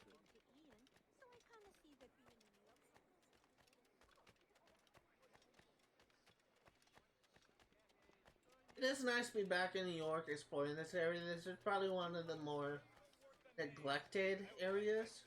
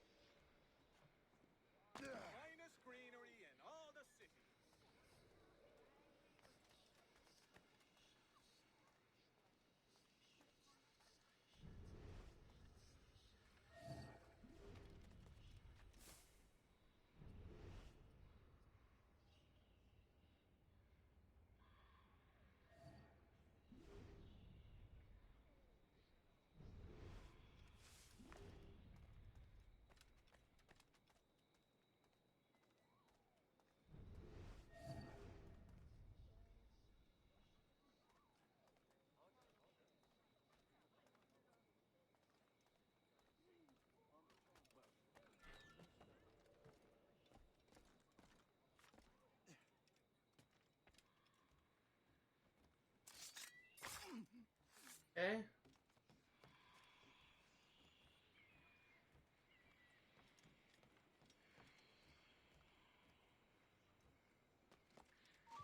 Get down from here.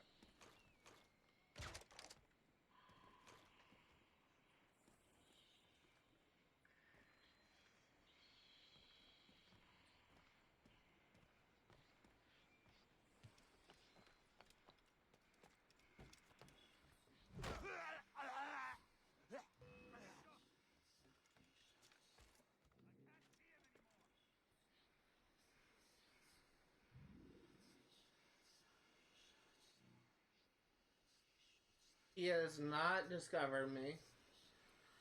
You can't slip away from us, you mangy dog.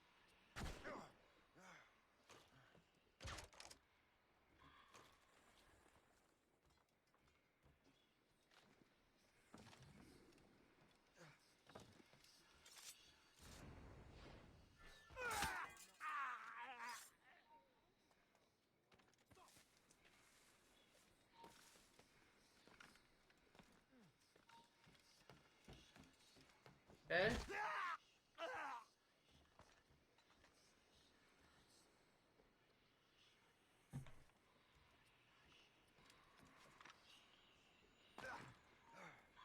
Stop you! You are mine.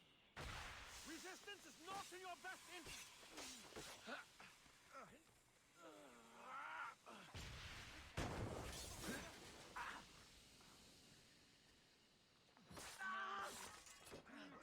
Bring him down.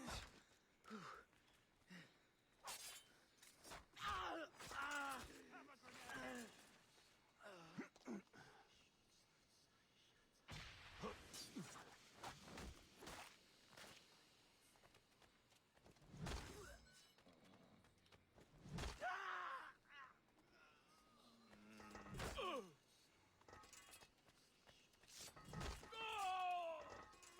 Okay, let's go ahead and clear, take off the flag. It's weird how there is like a notoriety system here. I remember like hunters coming after you when you're in New York.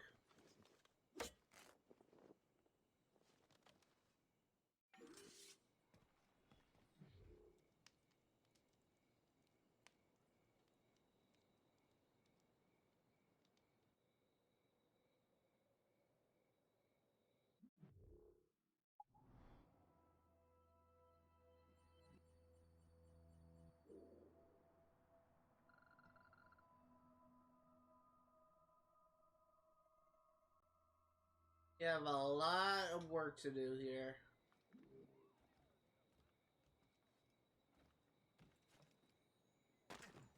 want it here. Get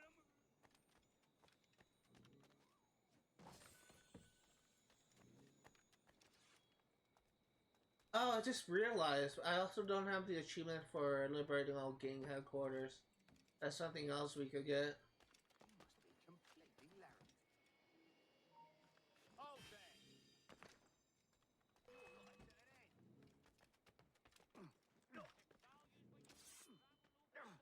He's over there.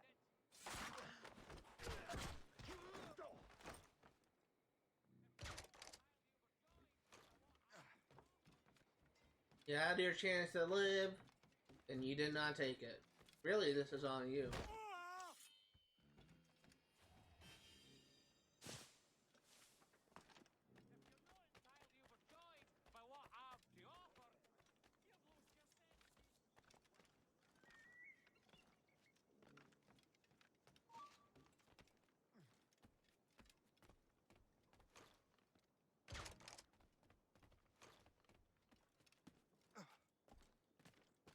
Kind of reminded of Anna from Overwatch with her sleep darts. It's just kind of like the feeling I'm getting whenever I use this rifle. Even though her sleep dart is actually constantly like a pistol or sidearm. It's just what my mind goes to.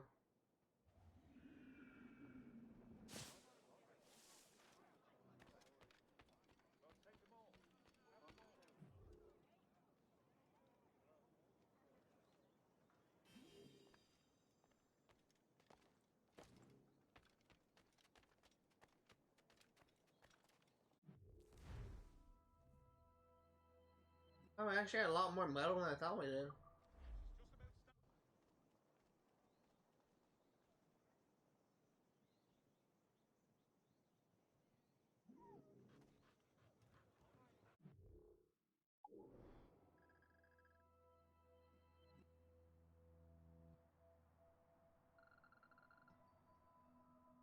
Okay, so let's actually go towards the gang headquarters, and we're going to get this chest, and we'll kind of go north and grab this Animus Fragments. We're gonna kind of go on a little bit of a zigzag pattern, kind of like that. There are 2 buildings renovated? Oh, I didn't see that. Oh. Okay. That's something we can do. I was actually gonna say, because I was actually kind of shocked that since everyone had like 85% and buildings renovated, that we were presumably had like either 2 or 2 to 4 left, which doesn't really seem like that much. I was curious. I honestly, I was gonna say, I think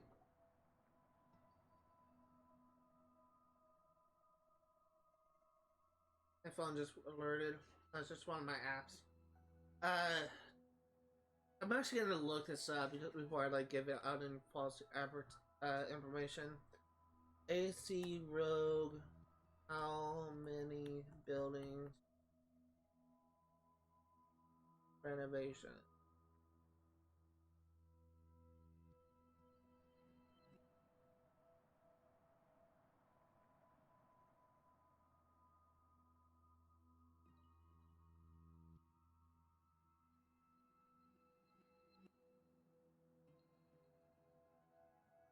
In 1, 2, 3, 4, 5, 6, 7, 8, 9, 10, 11, 12, 13, 14, 15, 16, 17, 18, 20, 21, 22, 23, 24, 25, 26, 27, 28, 29, 30, 31, 32, 33, 34, 35, 36, 37, 38, 39, 40. There's 40 renovations total. We're at 85%. Huh.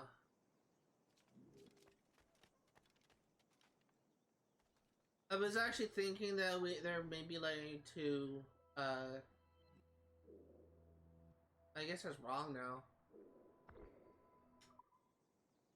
Oh well. Because I was trying to think like how many things what each renovation would bring up the percentage. And one of the things I was thinking of is if each percentage, if each thing goes up like 5%.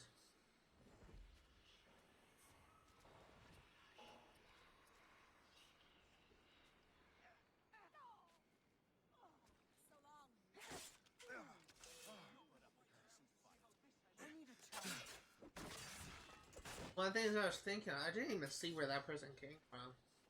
One of the things I was thinking of is if each renovation moves up 5%, then I believe if I'm doing the math right, there will be 20 renovations total. But if there's 40, then clearly that math is wrong. So I don't know, like what it would go up, what number it would go up to.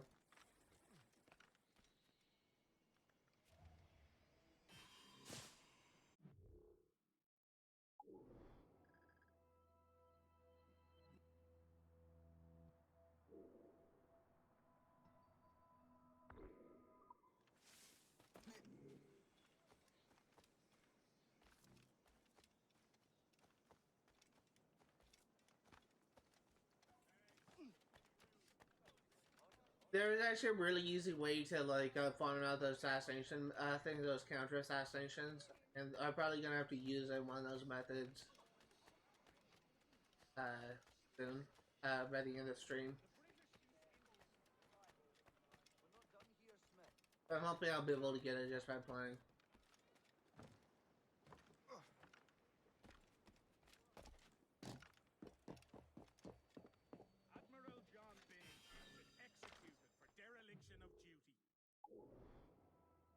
Also, kind of a shock to no one, I guess. The odds, I'm going against my initial plan. The odds of me completing like all the objectives and like all the locations by the end of the stream, it's probably not gonna happen. It's probably gonna take an additional hour and a half to clear everything out. So we may get like a decent amount of progress in, but we're probably not gonna be able to get everything done.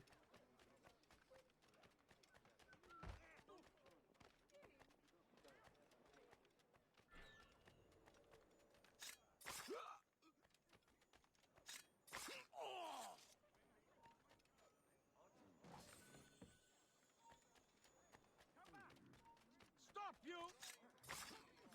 There you go.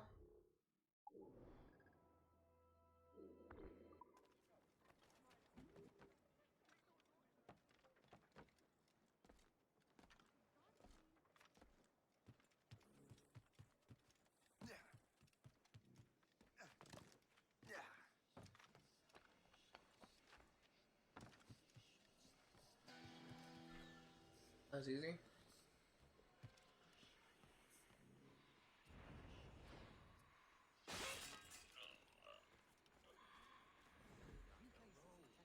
Play me, Susiana. I don't know that one.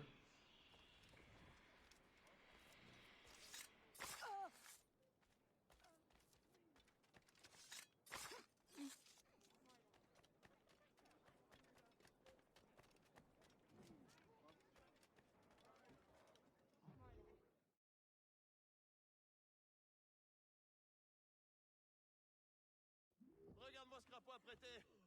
Mets ta vie.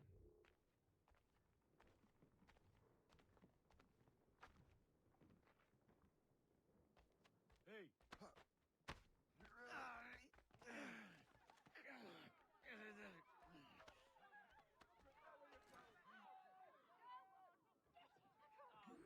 Roche, que je te saigne.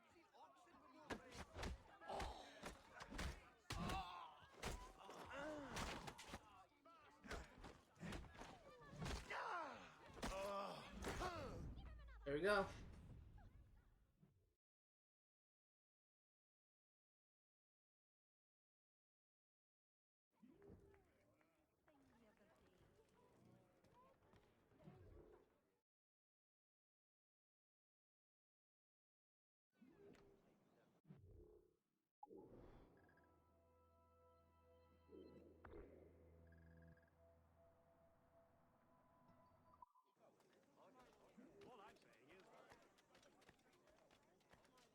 Okay, so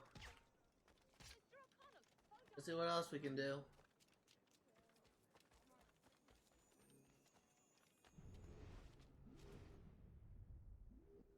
I actually don't know if there's an achievement for liberating all taverns. I don't think so.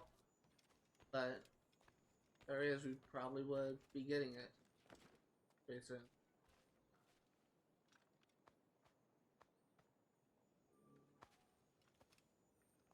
I see 2 more Templar crosses.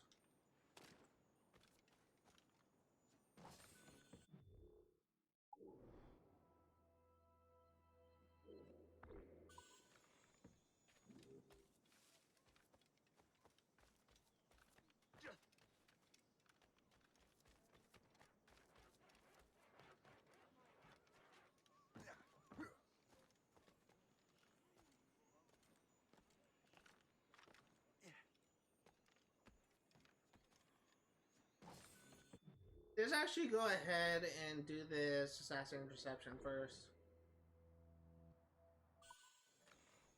Actually, I changed my mind.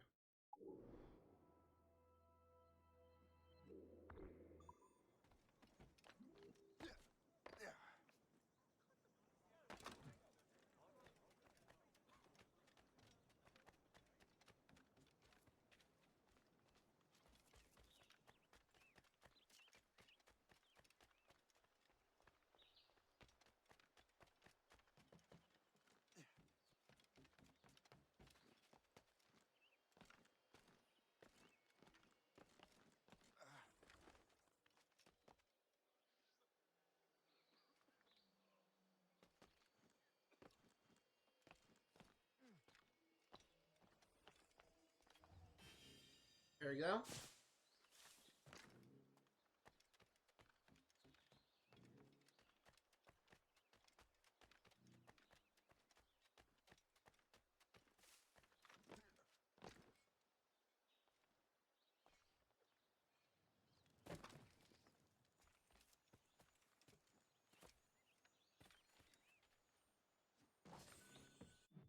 Just need 2 more chests and that's done.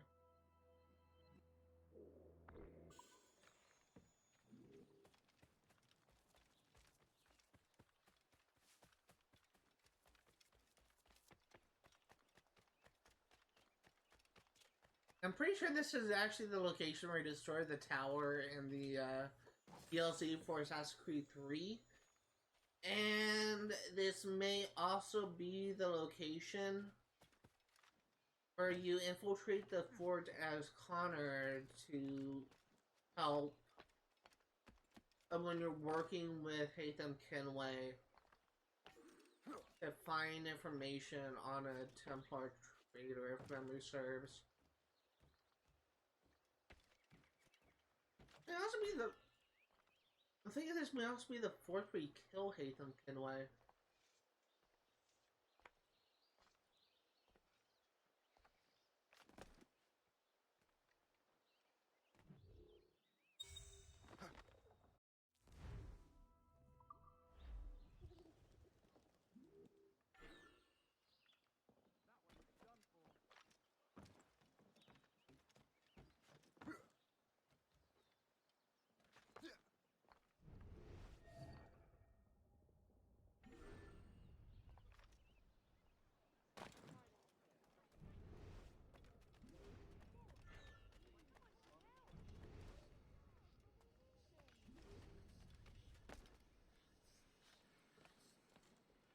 This is a damn shame.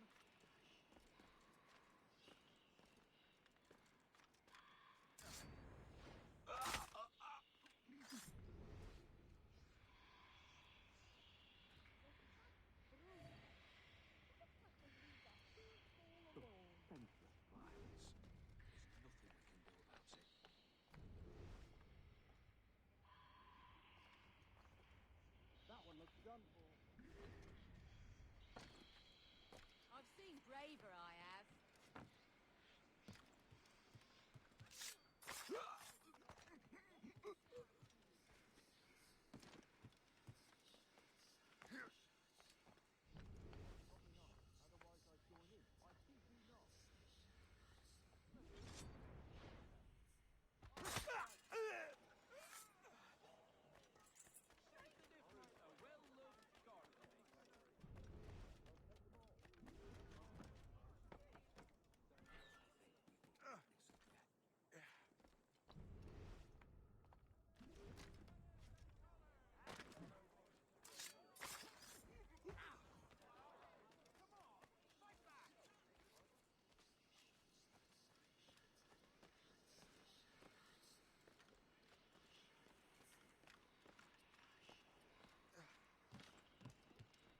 Look at that shameful display. I would fight back.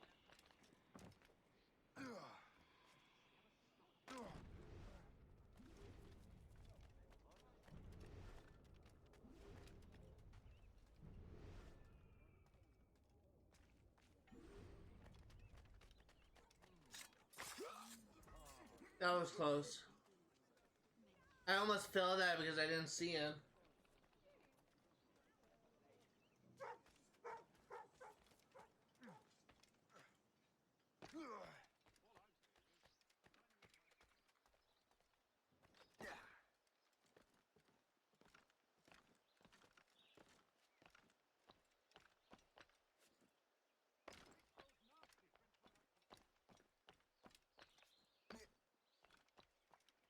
There was a... Yeah, there was an Animus fragment up here.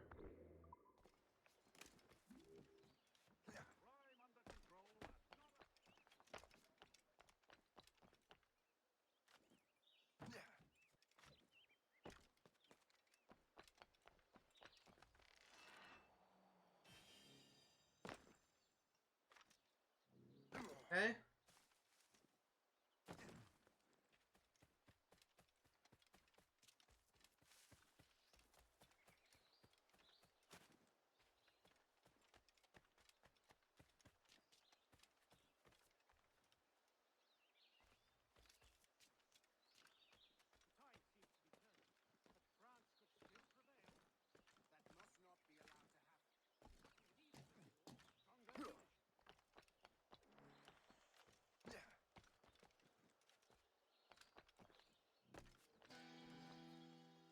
Hey, what sea Shanty is that?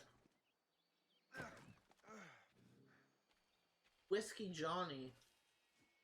One sound that actually sounds familiar to me. This is Aquila Sales.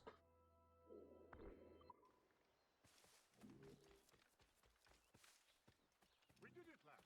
We chased those nasty Frenchmen out for good.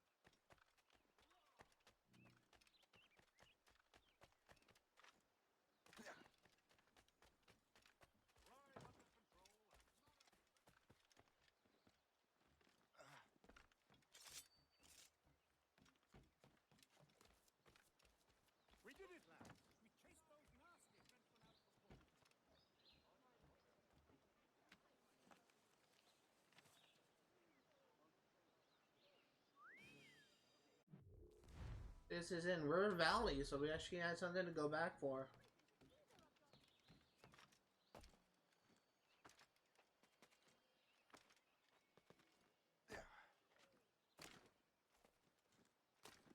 Come on.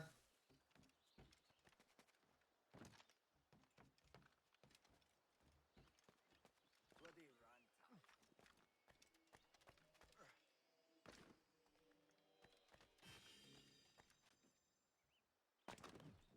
11 to 12, second prosperity.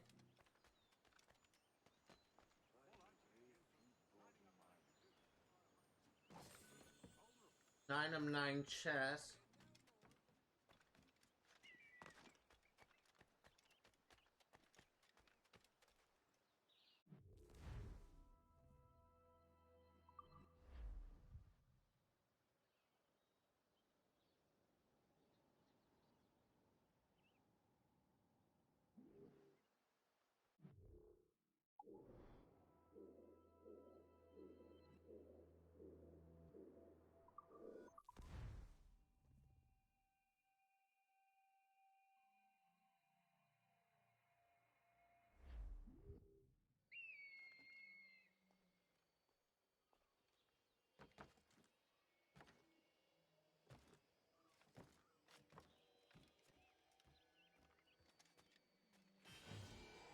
There we go, waterfront done. So there is something that I do want to do real quick, and that is to take a look at the maps. We actually got some new stuff. So 721, 270, minus 270.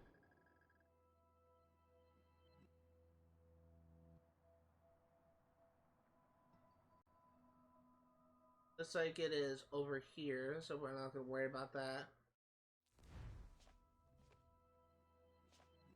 And that's actually it. So let's actually go back to River Valley and we'll try and figure out like where this thing is.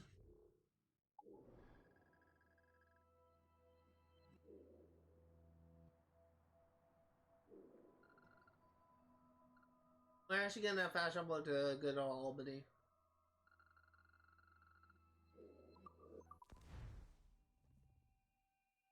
Like you go play fast travel too?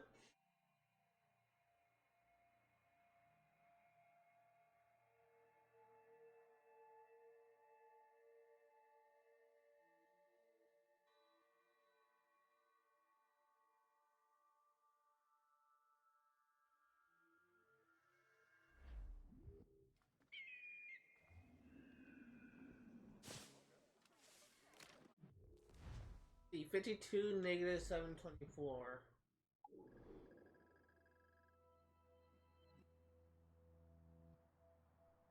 $52.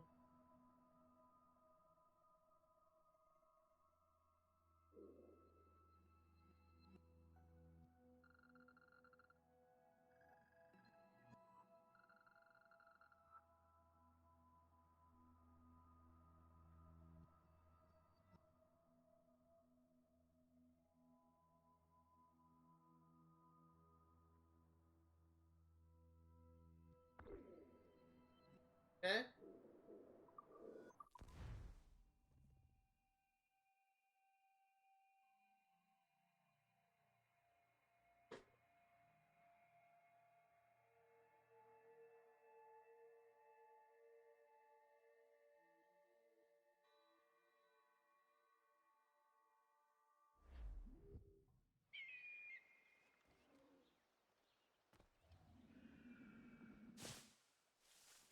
Let's head over.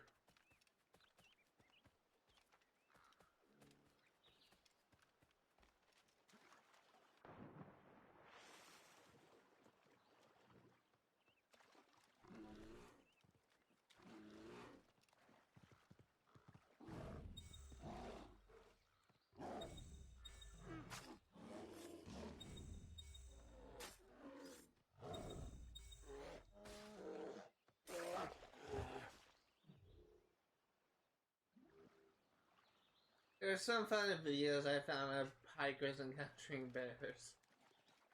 I think probably the funniest one I saw recently was these two hikers on a trail and they noticed there was a bear following them.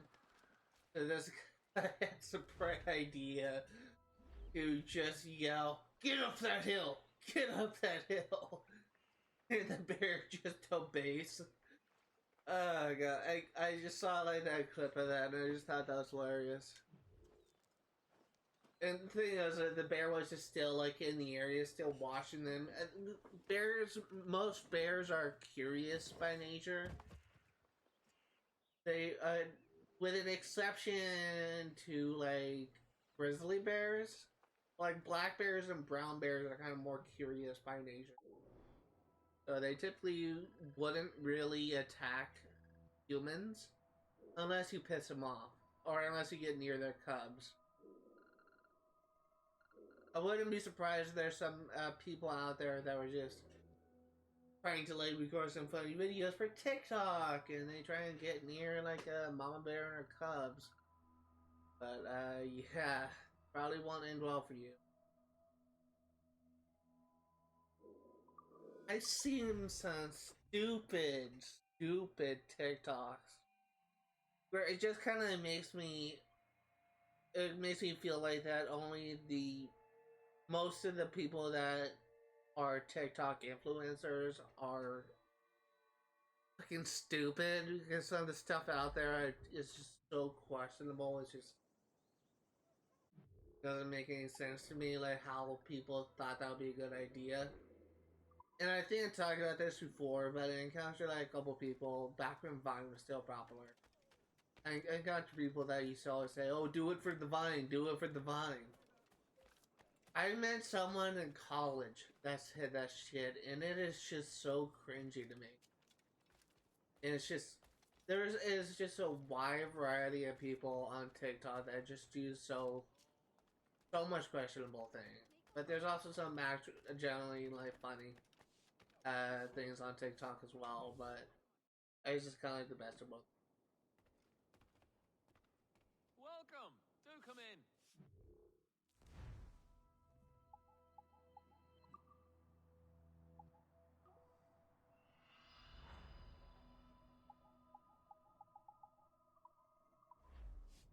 Our pleasure. See you next time.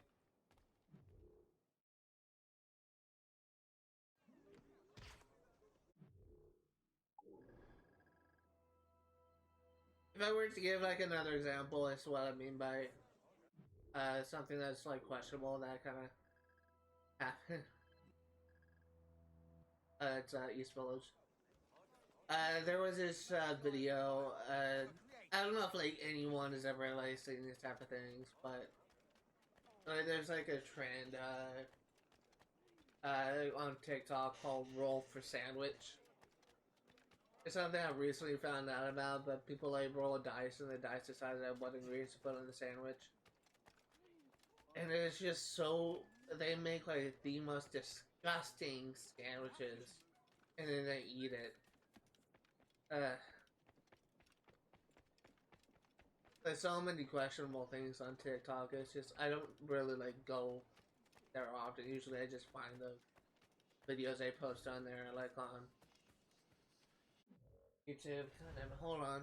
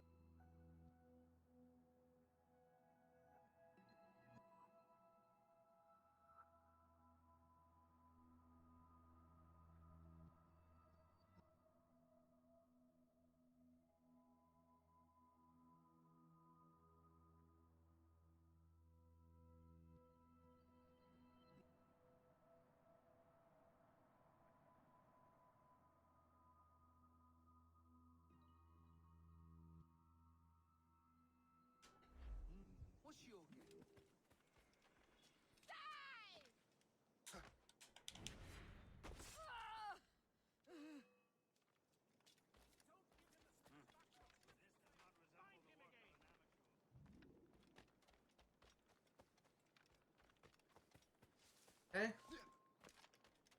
Crime under control and not a Frenchman in The synchronized viewpoint.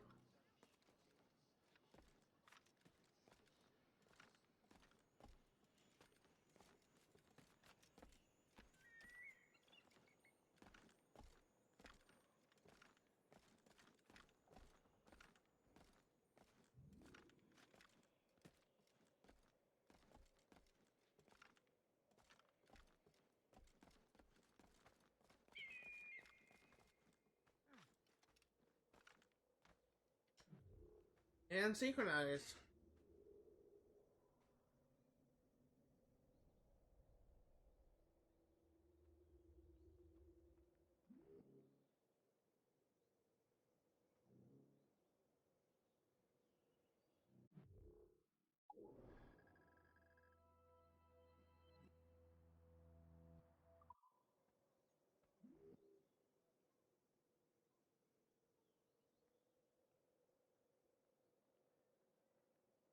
Why is there 3 smokestacks? One of them looks like it's in Kingsfield. Like there's 3 black smokestacks,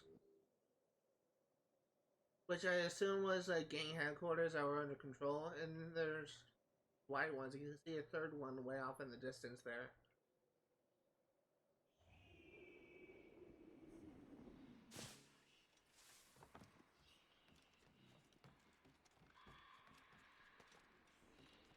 I'm so glad.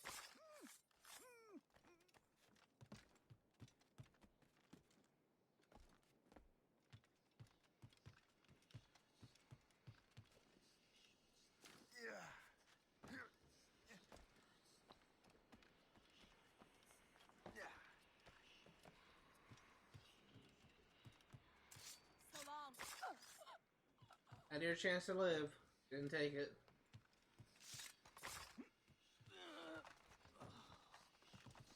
I suppose I did make a beeline for her, but it would have come after me if I didn't.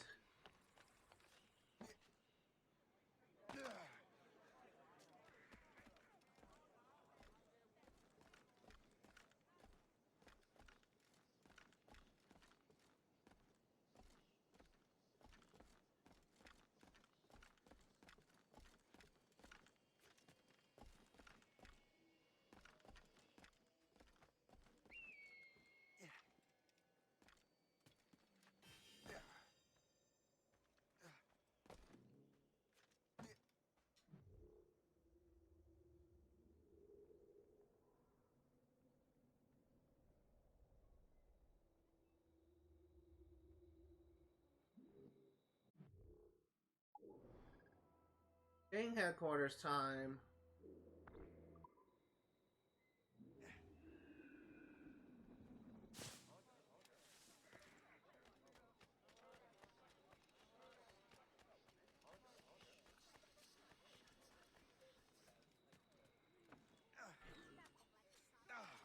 Together, boys. You fucking cunt.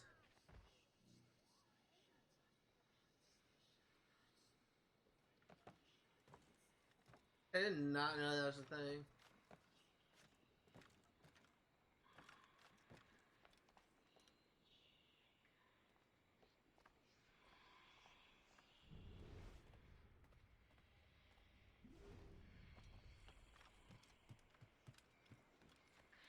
So long.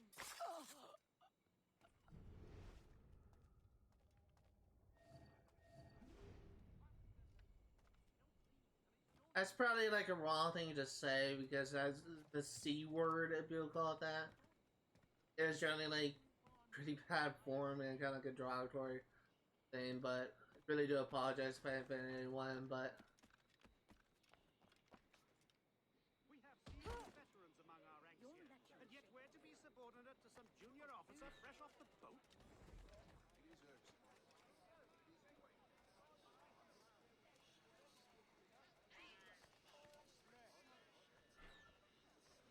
River catfish and trout!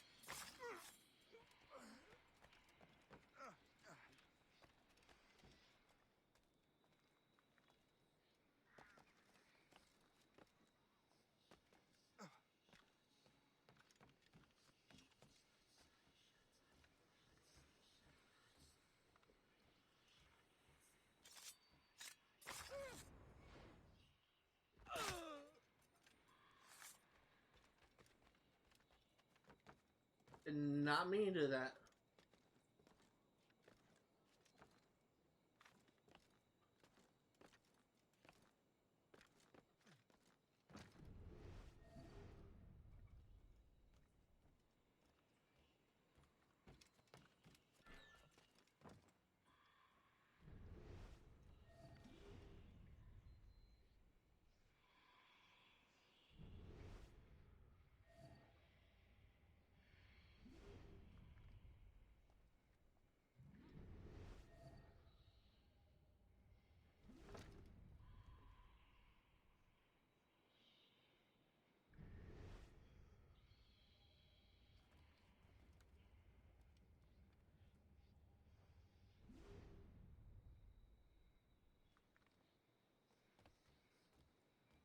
On.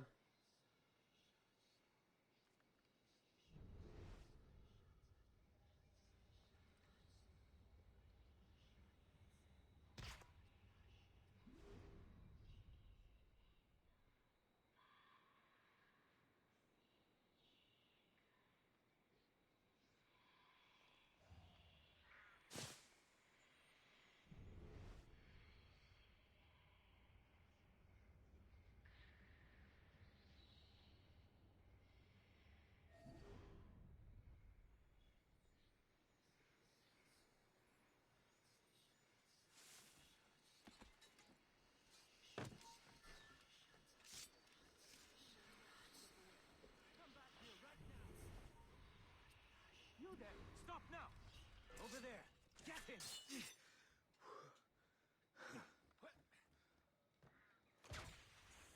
Stop moving, for the love of God! No! You have as clear a shot as I can. From here. Stop you! Must I do everything here? Fleeing is your Just as a You're on our territory. One shot, ready to fire. I see you now, Ellie! You will not retreat.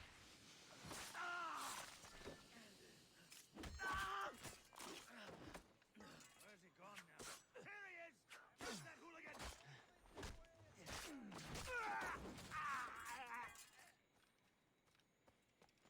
So that did not work out as planned.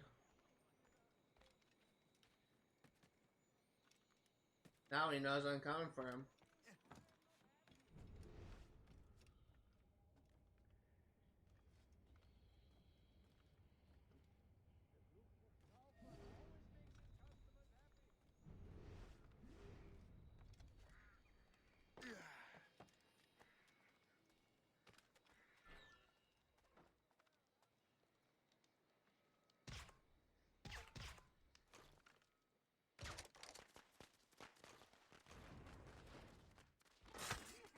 There we go.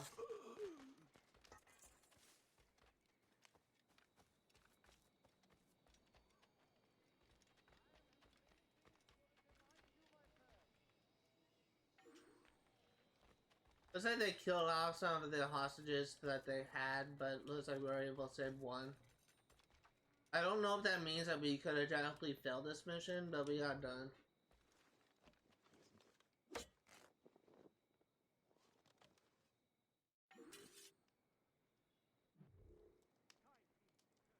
It was not the smoothest run. We definitely had a few hiccups, but we got done.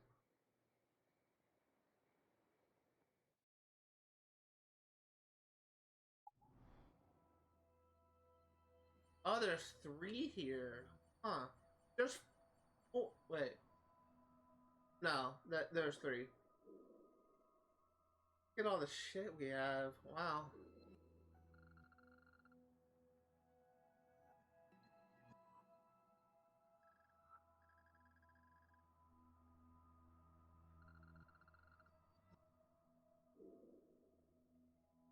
Somebody metal, that'll put it down to 130. 20 metal, 110. 30 metal, 80. Just barely have enough to get all 3. You're probably about to do some farming a little bit.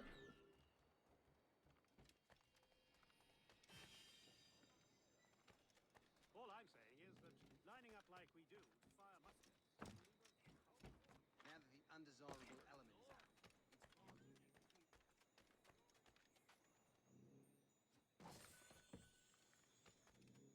It was a massacre.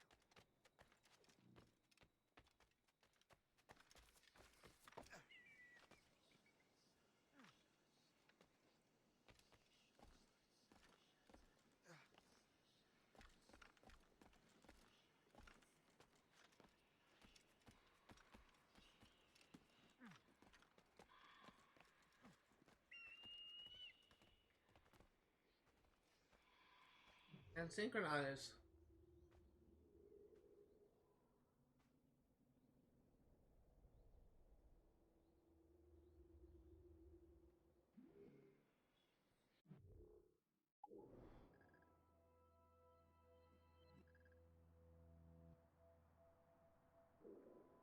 Trying to think about what exactly I want to do. I think what we're actually going to do is do this Assassin Interception first.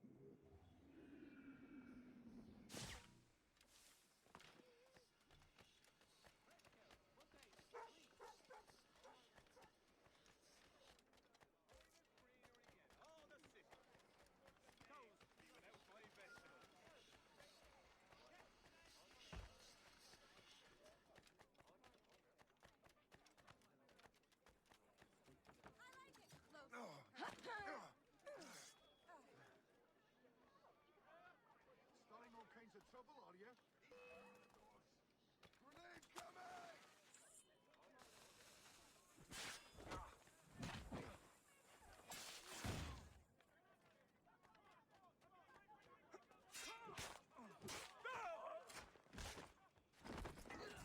Had your chance to live, you did not take it. Oh my god.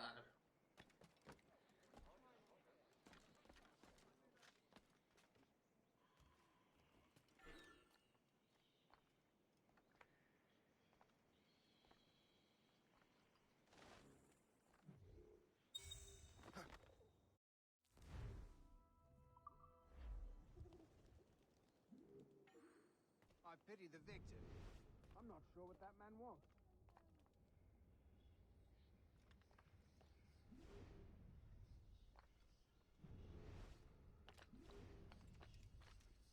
I've seen braver, I have. I expected more from him.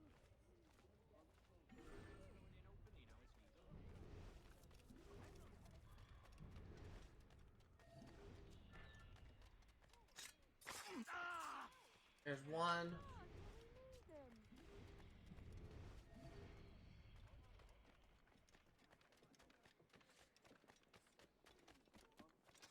Prepare for a thrashing! Trying to give us the slip, maggot?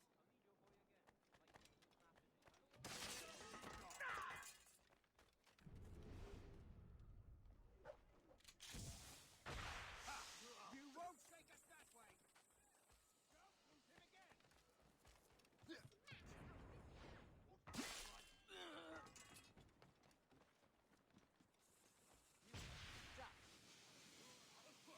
I have no wish to die now.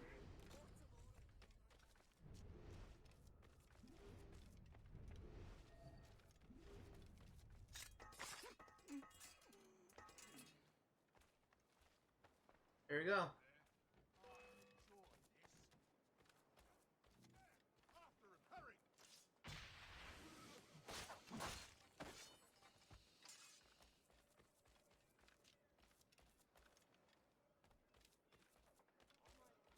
Now let's go ahead and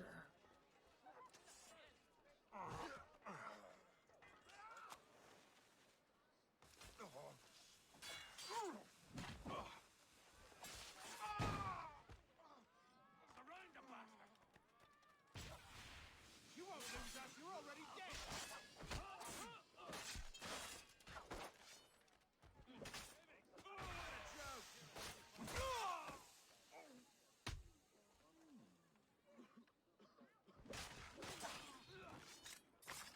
You really should have left, and you probably would have said goodbye, hello to your kids one more time.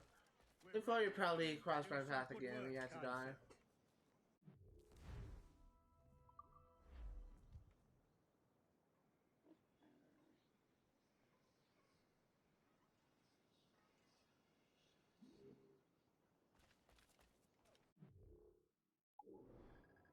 I just love how every freaking guard always somehow thinks that they have a chance of killing me, and they always go for me every single time. You think if they actually paid attention to what really happened to all of their little friends, that they would realize that, hey, it's probably not a good idea to attack this guy.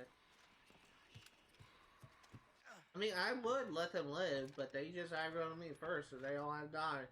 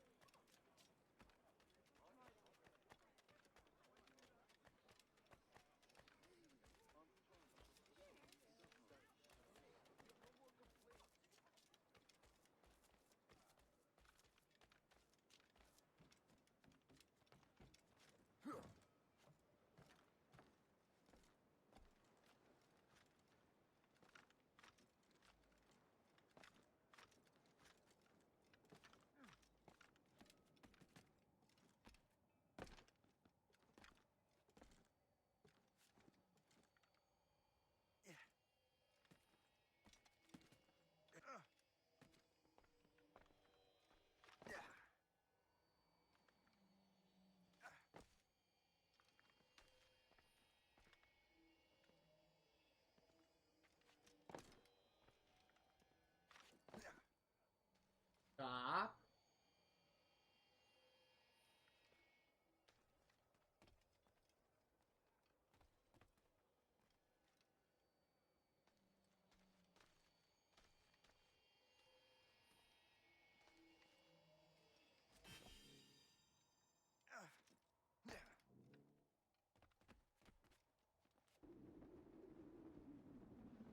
I'm always afraid whenever I jump off the mast of a ship that I'm just gonna do a face plant on the fucking ground.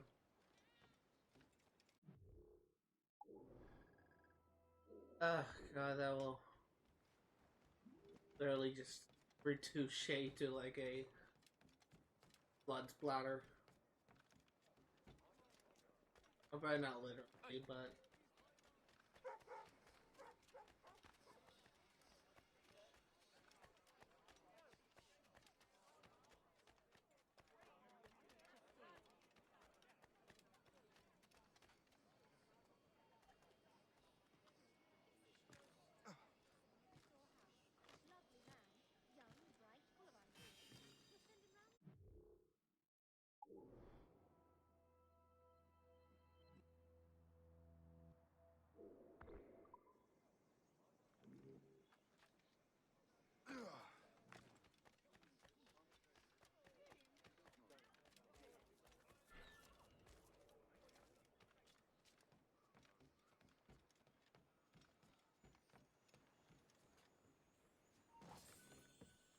Aye, stop! He's mine!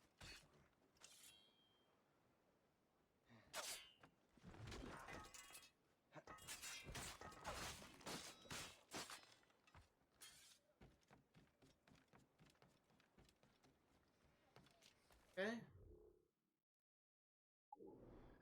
Go ahead and grab this map.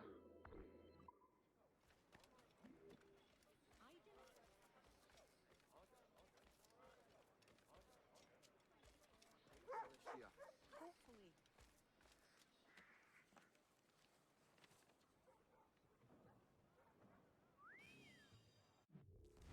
This is in North Atlantic.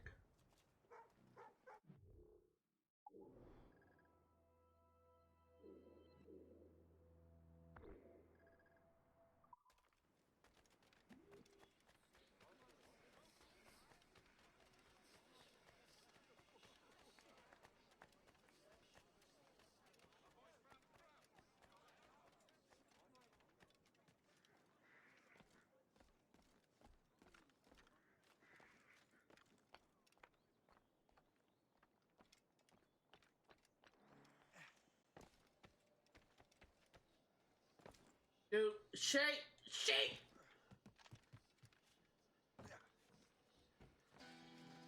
I almost lost that because Shay couldn't figure out how to free run. I would have been honestly kind of annoyed if I missed a sea shanty because Shay was being Assassin's Creed was being Assassin's Creed.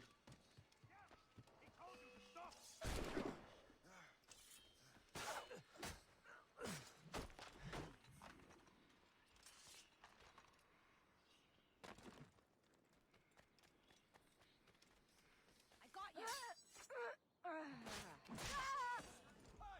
You in the shrub! Out!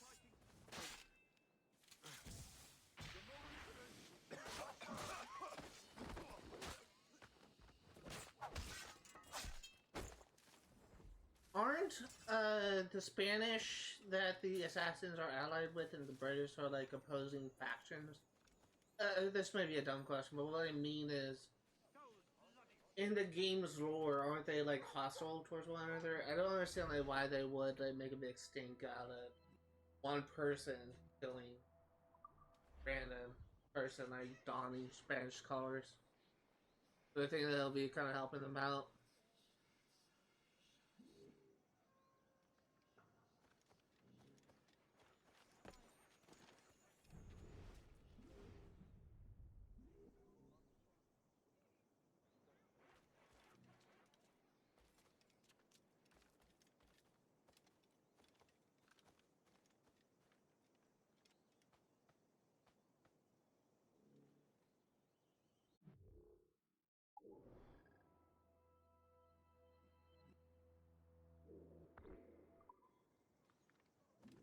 I'm actually kind of running low on time, so we're probably gonna wrap things up once we clear out this area and we get that new chest in North Atlantic.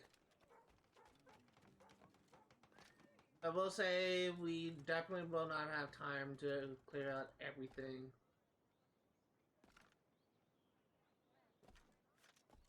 in this game, every location, but we should finish it up and actually start the main story next time.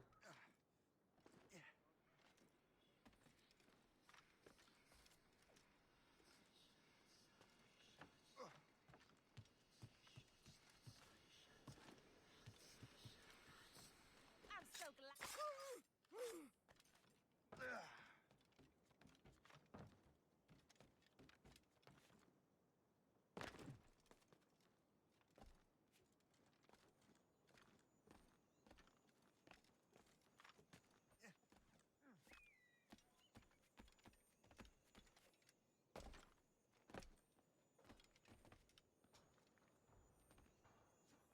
There's one final thing that I could talk about relating to my channel. Is that lately I've been working on, passively, just on my own time, working on trying to get a glitch achievement Assassin's Creed 4 Black Flag, like I said I was going to. And the glitch achievement is for Sequence 7, which for some reason did not actually trigger. And what I've been actually struggling with is I've reached a point when I can no longer do main missions with ease. Simply because of the fact that it is now like dependent on my ship being actually good. Being actually able to handle the higher difficulty naval missions. And I can no longer like try and like speed run like the story because I need to actually take some time to clear out the to try and like upgrade my jackdaw, and it's honestly kind of becoming a little bit of a pain.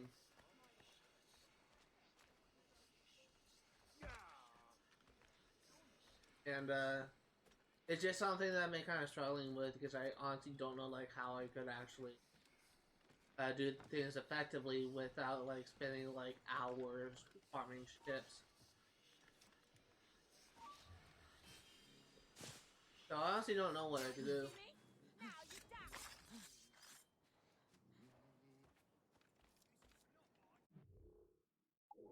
But I will need to figure something out. Because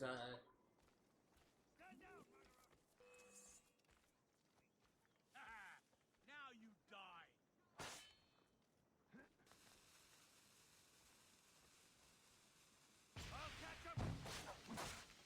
need to figure something out because I would like to be able to get the achievement and just be done with it. I just want to try to do the multiplayer stuff, but it's honestly kind of being very annoying. I got you, boy. Mine. I can get him. Futile! You can't escape us.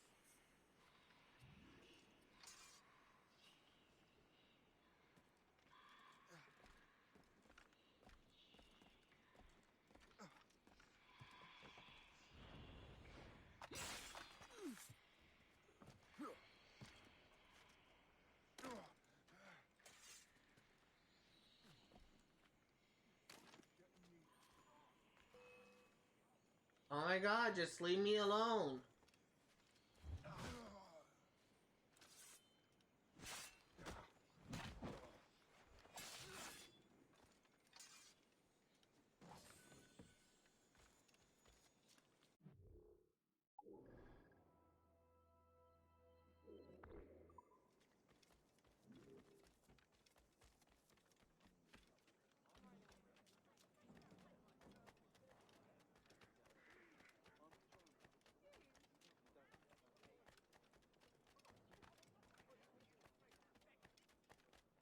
We're actually running really low on time here, so we may have to end things off before we finish this area, which is fine.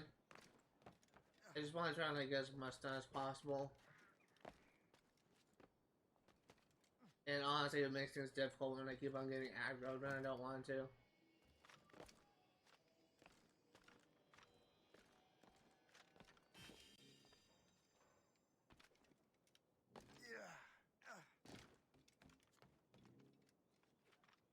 No criminals. I'll make short work of you.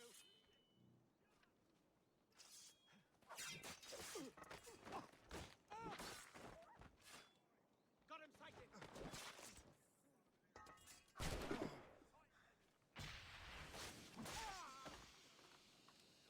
Like this, I was not meaning to freaking take on like half the fucking fort. But they just keep on like coming after me. And I don't want them to. Apologies for all of the swearing. I realize I've been swearing a lot in this stream, but I'm trying to be efficient with my time. And the game does not want me to be efficient with my time. You do not need something if I am not having it.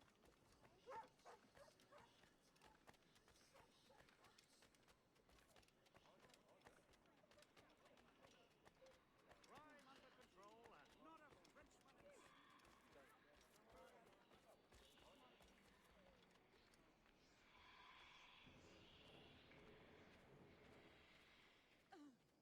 I'm so glad I'll be the last thing you...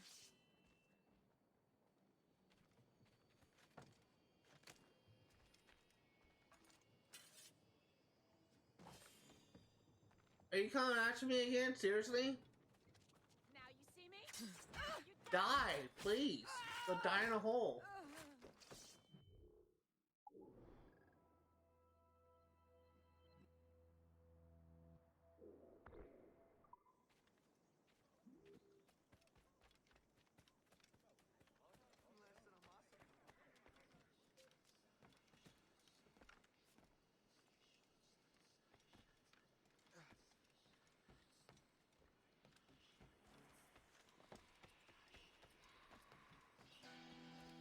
There you go.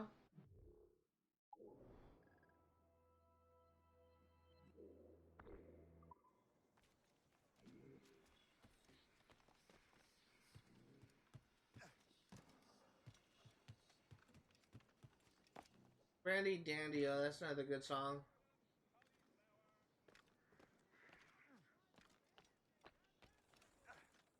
We're ready and willing to do some good work, kind sir.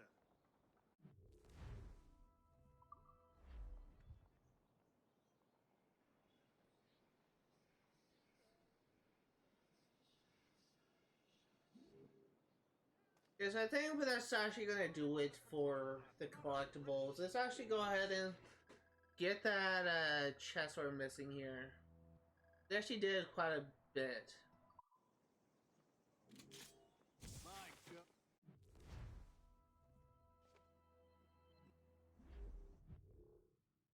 So we're gonna end things off by getting the chest in North Atlantic.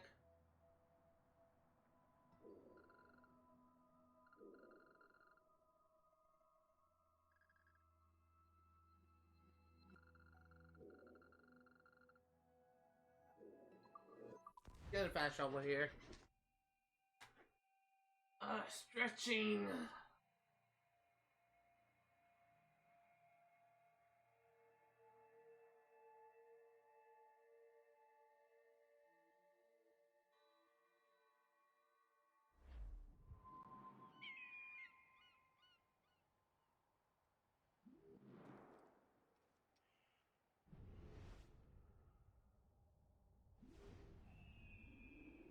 Couldn't tell where the haystack was.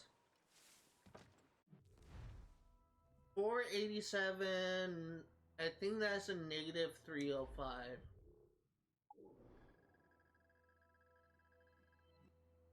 $487.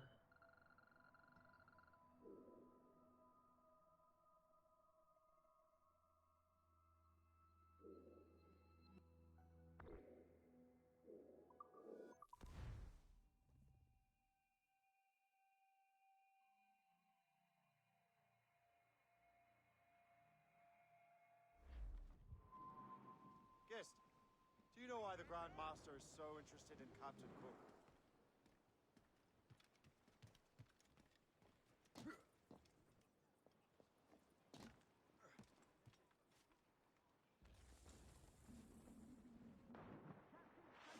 Okay, so let's see where this is.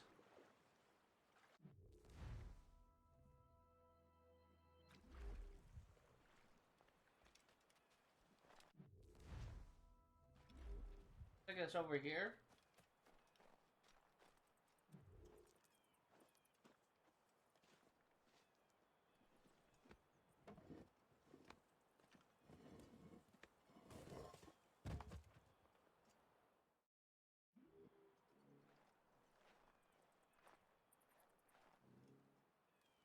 Just have 2 more Templar maps to find, Templar treasures to find.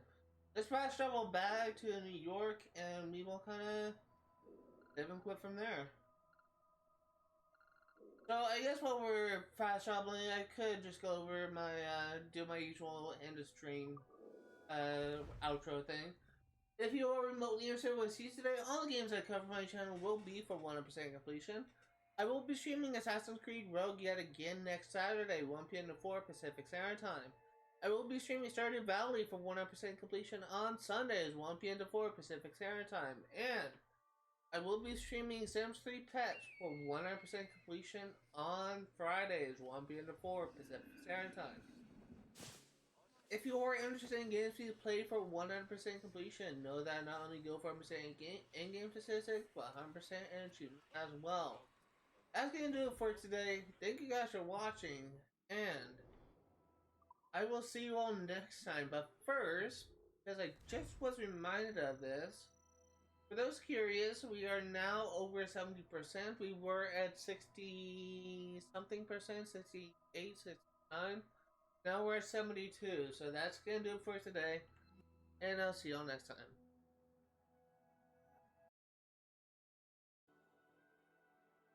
Hello everyone, and welcome to another post-stream session where I go over all the new entries for the database. We have a lot to show off, so we actually completed one of the things that we had for a while, which is cave paintings. We'll go over that. Actually, we'll go over that right now. So these are audio entries. And I believe the Legend of the Sky Woman is a collection of all of them. So we're just gonna unmark all of these. And this is a complete, this is an audio entry, so I'm gonna remain quiet while we listen to this, but try and pay attention to the imagery, because if memory serves, I believe this actually references the first civilization. It was actually very interesting to listen to. In the first days of the world, the earth was covered with water. There was no light in the sky, neither sun at day, nor stars or moon at night. Under the surface lived the water animals. Loon, kingfisher, otter, muskrat. They all lived in darkness. In the sky, the Great Spirit sat beneath the branches of a glowing apple tree with roots that sank into the clouds. One day, the Great Spirit called to his daughter, the Sky Woman. He pulled up the tree so she could look down to the earth. "How can they live in such darkness and chaos?" asked the Sky Woman. The Great Spirit replied, "If you desire, you can bring them light and order." The Great Spirit gathered up the Sky Woman in his hands and gently lowered her down. When he let go, she began to fall slowly towards the earth. The water animals lifted their heads and looked up in wonder at the glowing woman in the sky. "What will happen when she reaches the water?" they asked one another. All the animals dove as deep as they could to find land. None could hold their breath long enough until finally Muskrat brought up a little bit of earth in his paws. A great turtle arrived, and Muskrat put the earth on his back. The turtle grew, and the earth multiplied until they became a great island, which men now call North America.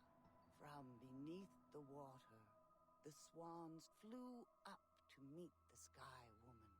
They caught her and carefully set her down upon the new land. The Sky Woman thanked the animals. "Now I can give this land spirit," she said. She then gave birth to twin sons. The son who was born first was born laughing and was called the Good Spirit. The son who was born second caused the Sky Woman so much pain that she died. He was called the Evil Spirit. The Good Spirit grieved for his mother, but he took her eyes and raised them into the sky, so one could become the sun and the other the moon. Her tears became the stars. This way, the world would no longer be in darkness. The Good Spirit buried what was left of his mother under the earth to nourish the soil. All the trees and plants would grow out of her. Meanwhile, while the Good Spirit worked in the light, the Evil Spirit did mischief within the shadows. The Evil Spirit crossed the land, moving from shadow to shadow. "I will ruin everything my brother has made," he said. And so, when the Good Spirit made strong trees and swift deer, the Evil Spirit made poisonous berries and stinging insects. Finally, the Good Spirit took red clay from the earth and made humans. He taught humans how to speak and live together.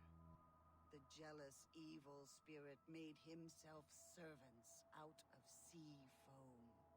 The Good Spirit saw that his creations heeded his words and were capable of wisdom. He wished that they might live forever in harmony. The Good Spirit saw the mischief that his brother did and knew that even his help would not be enough. He told his brother to stop making trouble, but the Evil Spirit refused. Knowing that his brother would respect only violence, the Good Spirit reluctantly challenged the Evil Spirit to combat. The winner would rule the world. The Good Spirit and his people united and triumphed over the Evil Spirit. He banished his brother to a cave beneath the earth. On the surface, though, some of the Evil Spirit's servants still wandered from shadow to shadow, causes men to do evil things. This is why there is still evil in the world. But people can also cast out this evil and find the good spirit within. All people can choose the path they follow. So it was, for those curious as to what part of that, what that really meant, I believe people are still like trying to debate like what this means, but it's clear that the Sky Woman and the person that you saw at the beginning of the story was meant to be like the first civilization people, the Isu. And, but as for the creation of the world, or really North America, I'm unsure.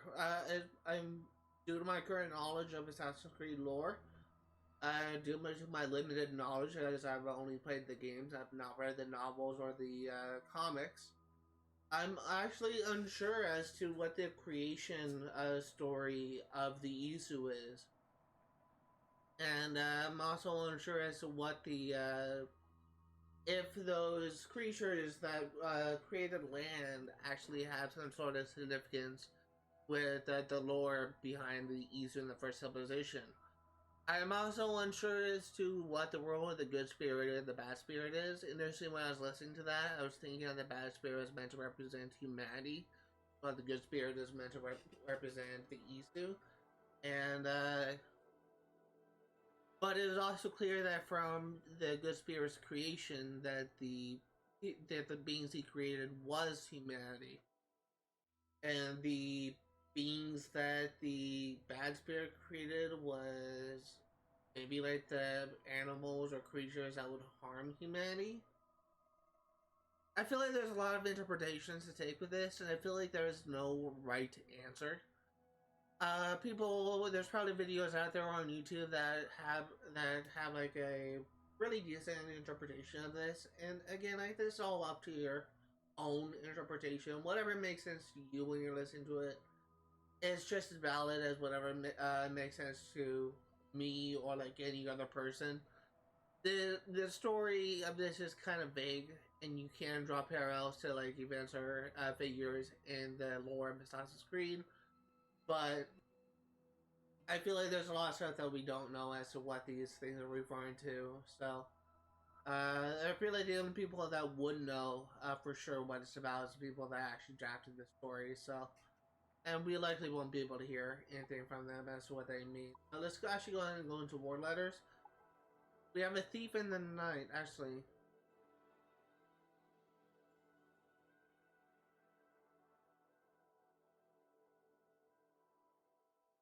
I can't remember if I actually read this or not. I'll read it again just in case. 1751, Grandmaster, you must cease slavery operations from Gory Island at once. There are too close to two major centers for the trade. St. Louis and Senegal and Gambia to the south. I realize the operation in Chitsa and Itza will be slow without manpower, but we risk discovery by our enemies if we continue. Already exaggerated reports of Gory's slave trade begins to circulate. Surely you can find slaves closer to the site. The French or Spanish colonies in the West Indies are surely more feasible. John Harrison, Gory Island. Again, like I may have already read that, but I don't know. The thief in the night is no, I know that for a fact. 1751, Dear Achilles. Do you remember your Auntie Rona? You were but a wee bairn when I last saw you.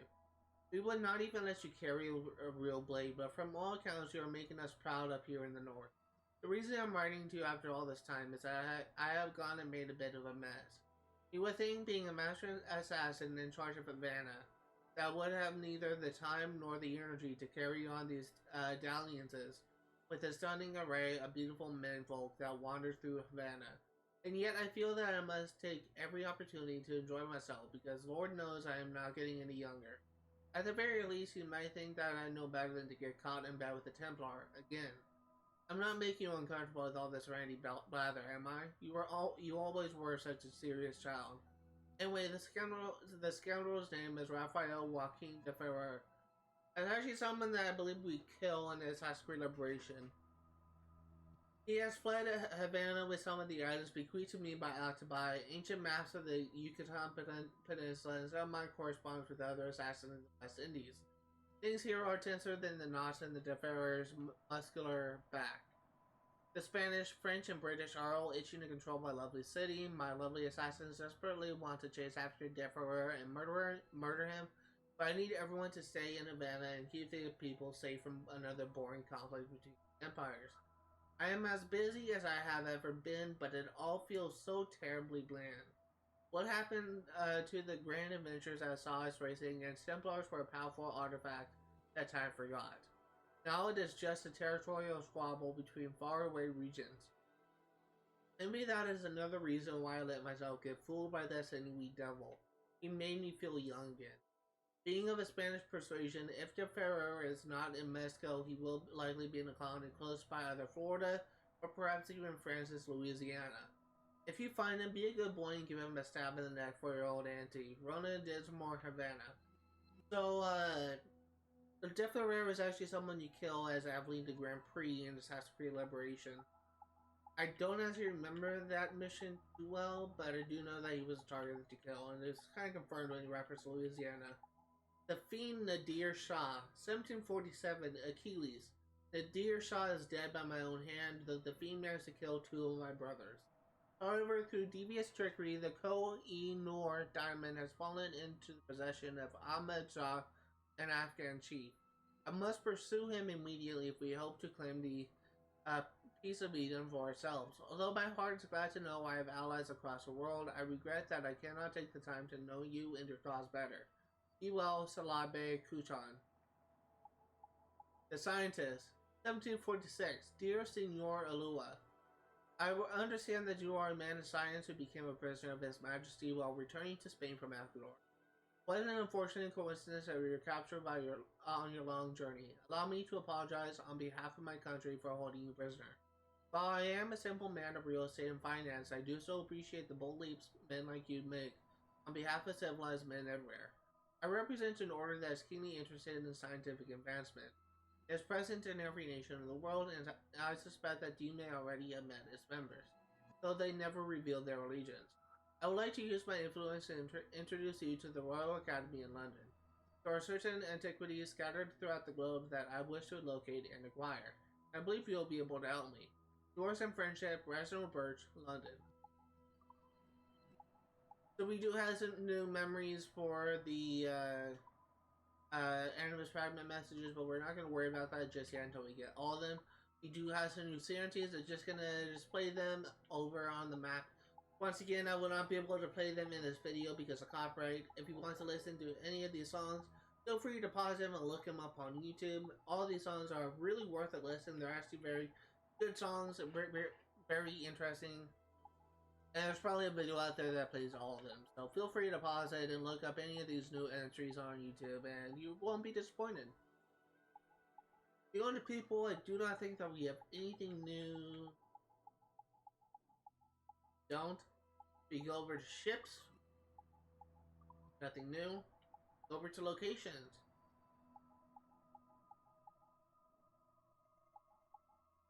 Nothing. Go over to landmarks. HMS Sapphire Shipwreck. Built in 1675, the HMS Sapphire was a 32-gun frigate. Became the first commander of celebrated English naval officer Sir Cloudesley Shovel, later to be named Admiral of the Fleet in the British Royal Navy. In September 1696, then captained by Thomas Cleasby, Sapphire was trapped by French ships in Bay Bulge Harbor off the coast of Newfoundland. Fearing she will be captured, the English scuttled the vessel and fled to land. Cloudesley Shovel is the greatest name in the English language. I'll fight anyone who says otherwise. V. St. George's Chapel. St. George's Chapel was built in 1752 by Trinity Church. The exterior was designed by Charles Otto Blesch, and the interior by Leopold Eiglet. Blesch is the sound that escapes my mouth after reading through a lot of these database entries. The Abstergo historian is unforgivably boring. And the other thing that we have is Prisoners of War Frigate. This is actually something that we got last time, but I believe we had to end off early. I can't remember like why. I must have forgot to like do the database entry or didn't say one or the other. In any case, that's gonna do it for today. Thank you guys for watching, and I'll see you all next time.